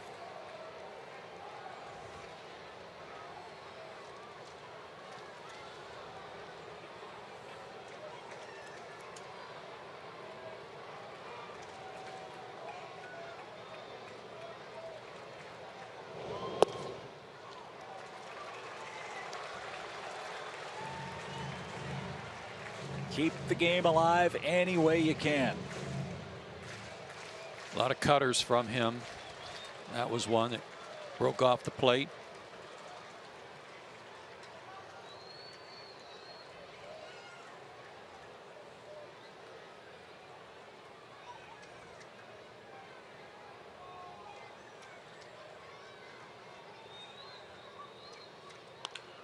Base hit. 2 runs are going to score. d'Arnaud comes through again. It's 11-9.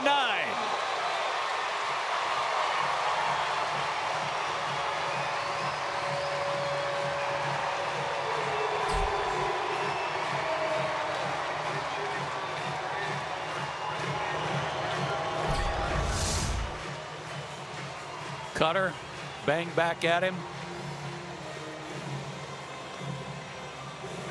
Left it out over the heart of the plate, and Chase was all over it. And with that 2-run single, the tying run does come to the plate. And it's Anthony Recker. Recker hits for Ramirez, who gave up a run. 1 hit in his inning. Glover gives up 3 runs in 2/3 of a frame. And now Melanson, who again, as Joe said, hasn't had a clean inning in this series, will have to face the potential tying run.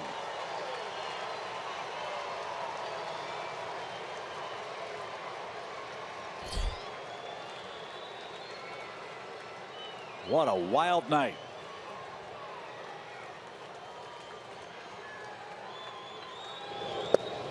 A strike.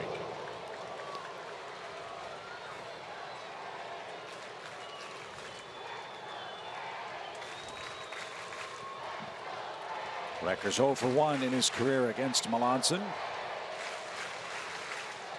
Anthony has done terrific work. A .294 average. He has hit a home run. He's knocked in 8 men. If he can reach, then you've got the top of the order lurking.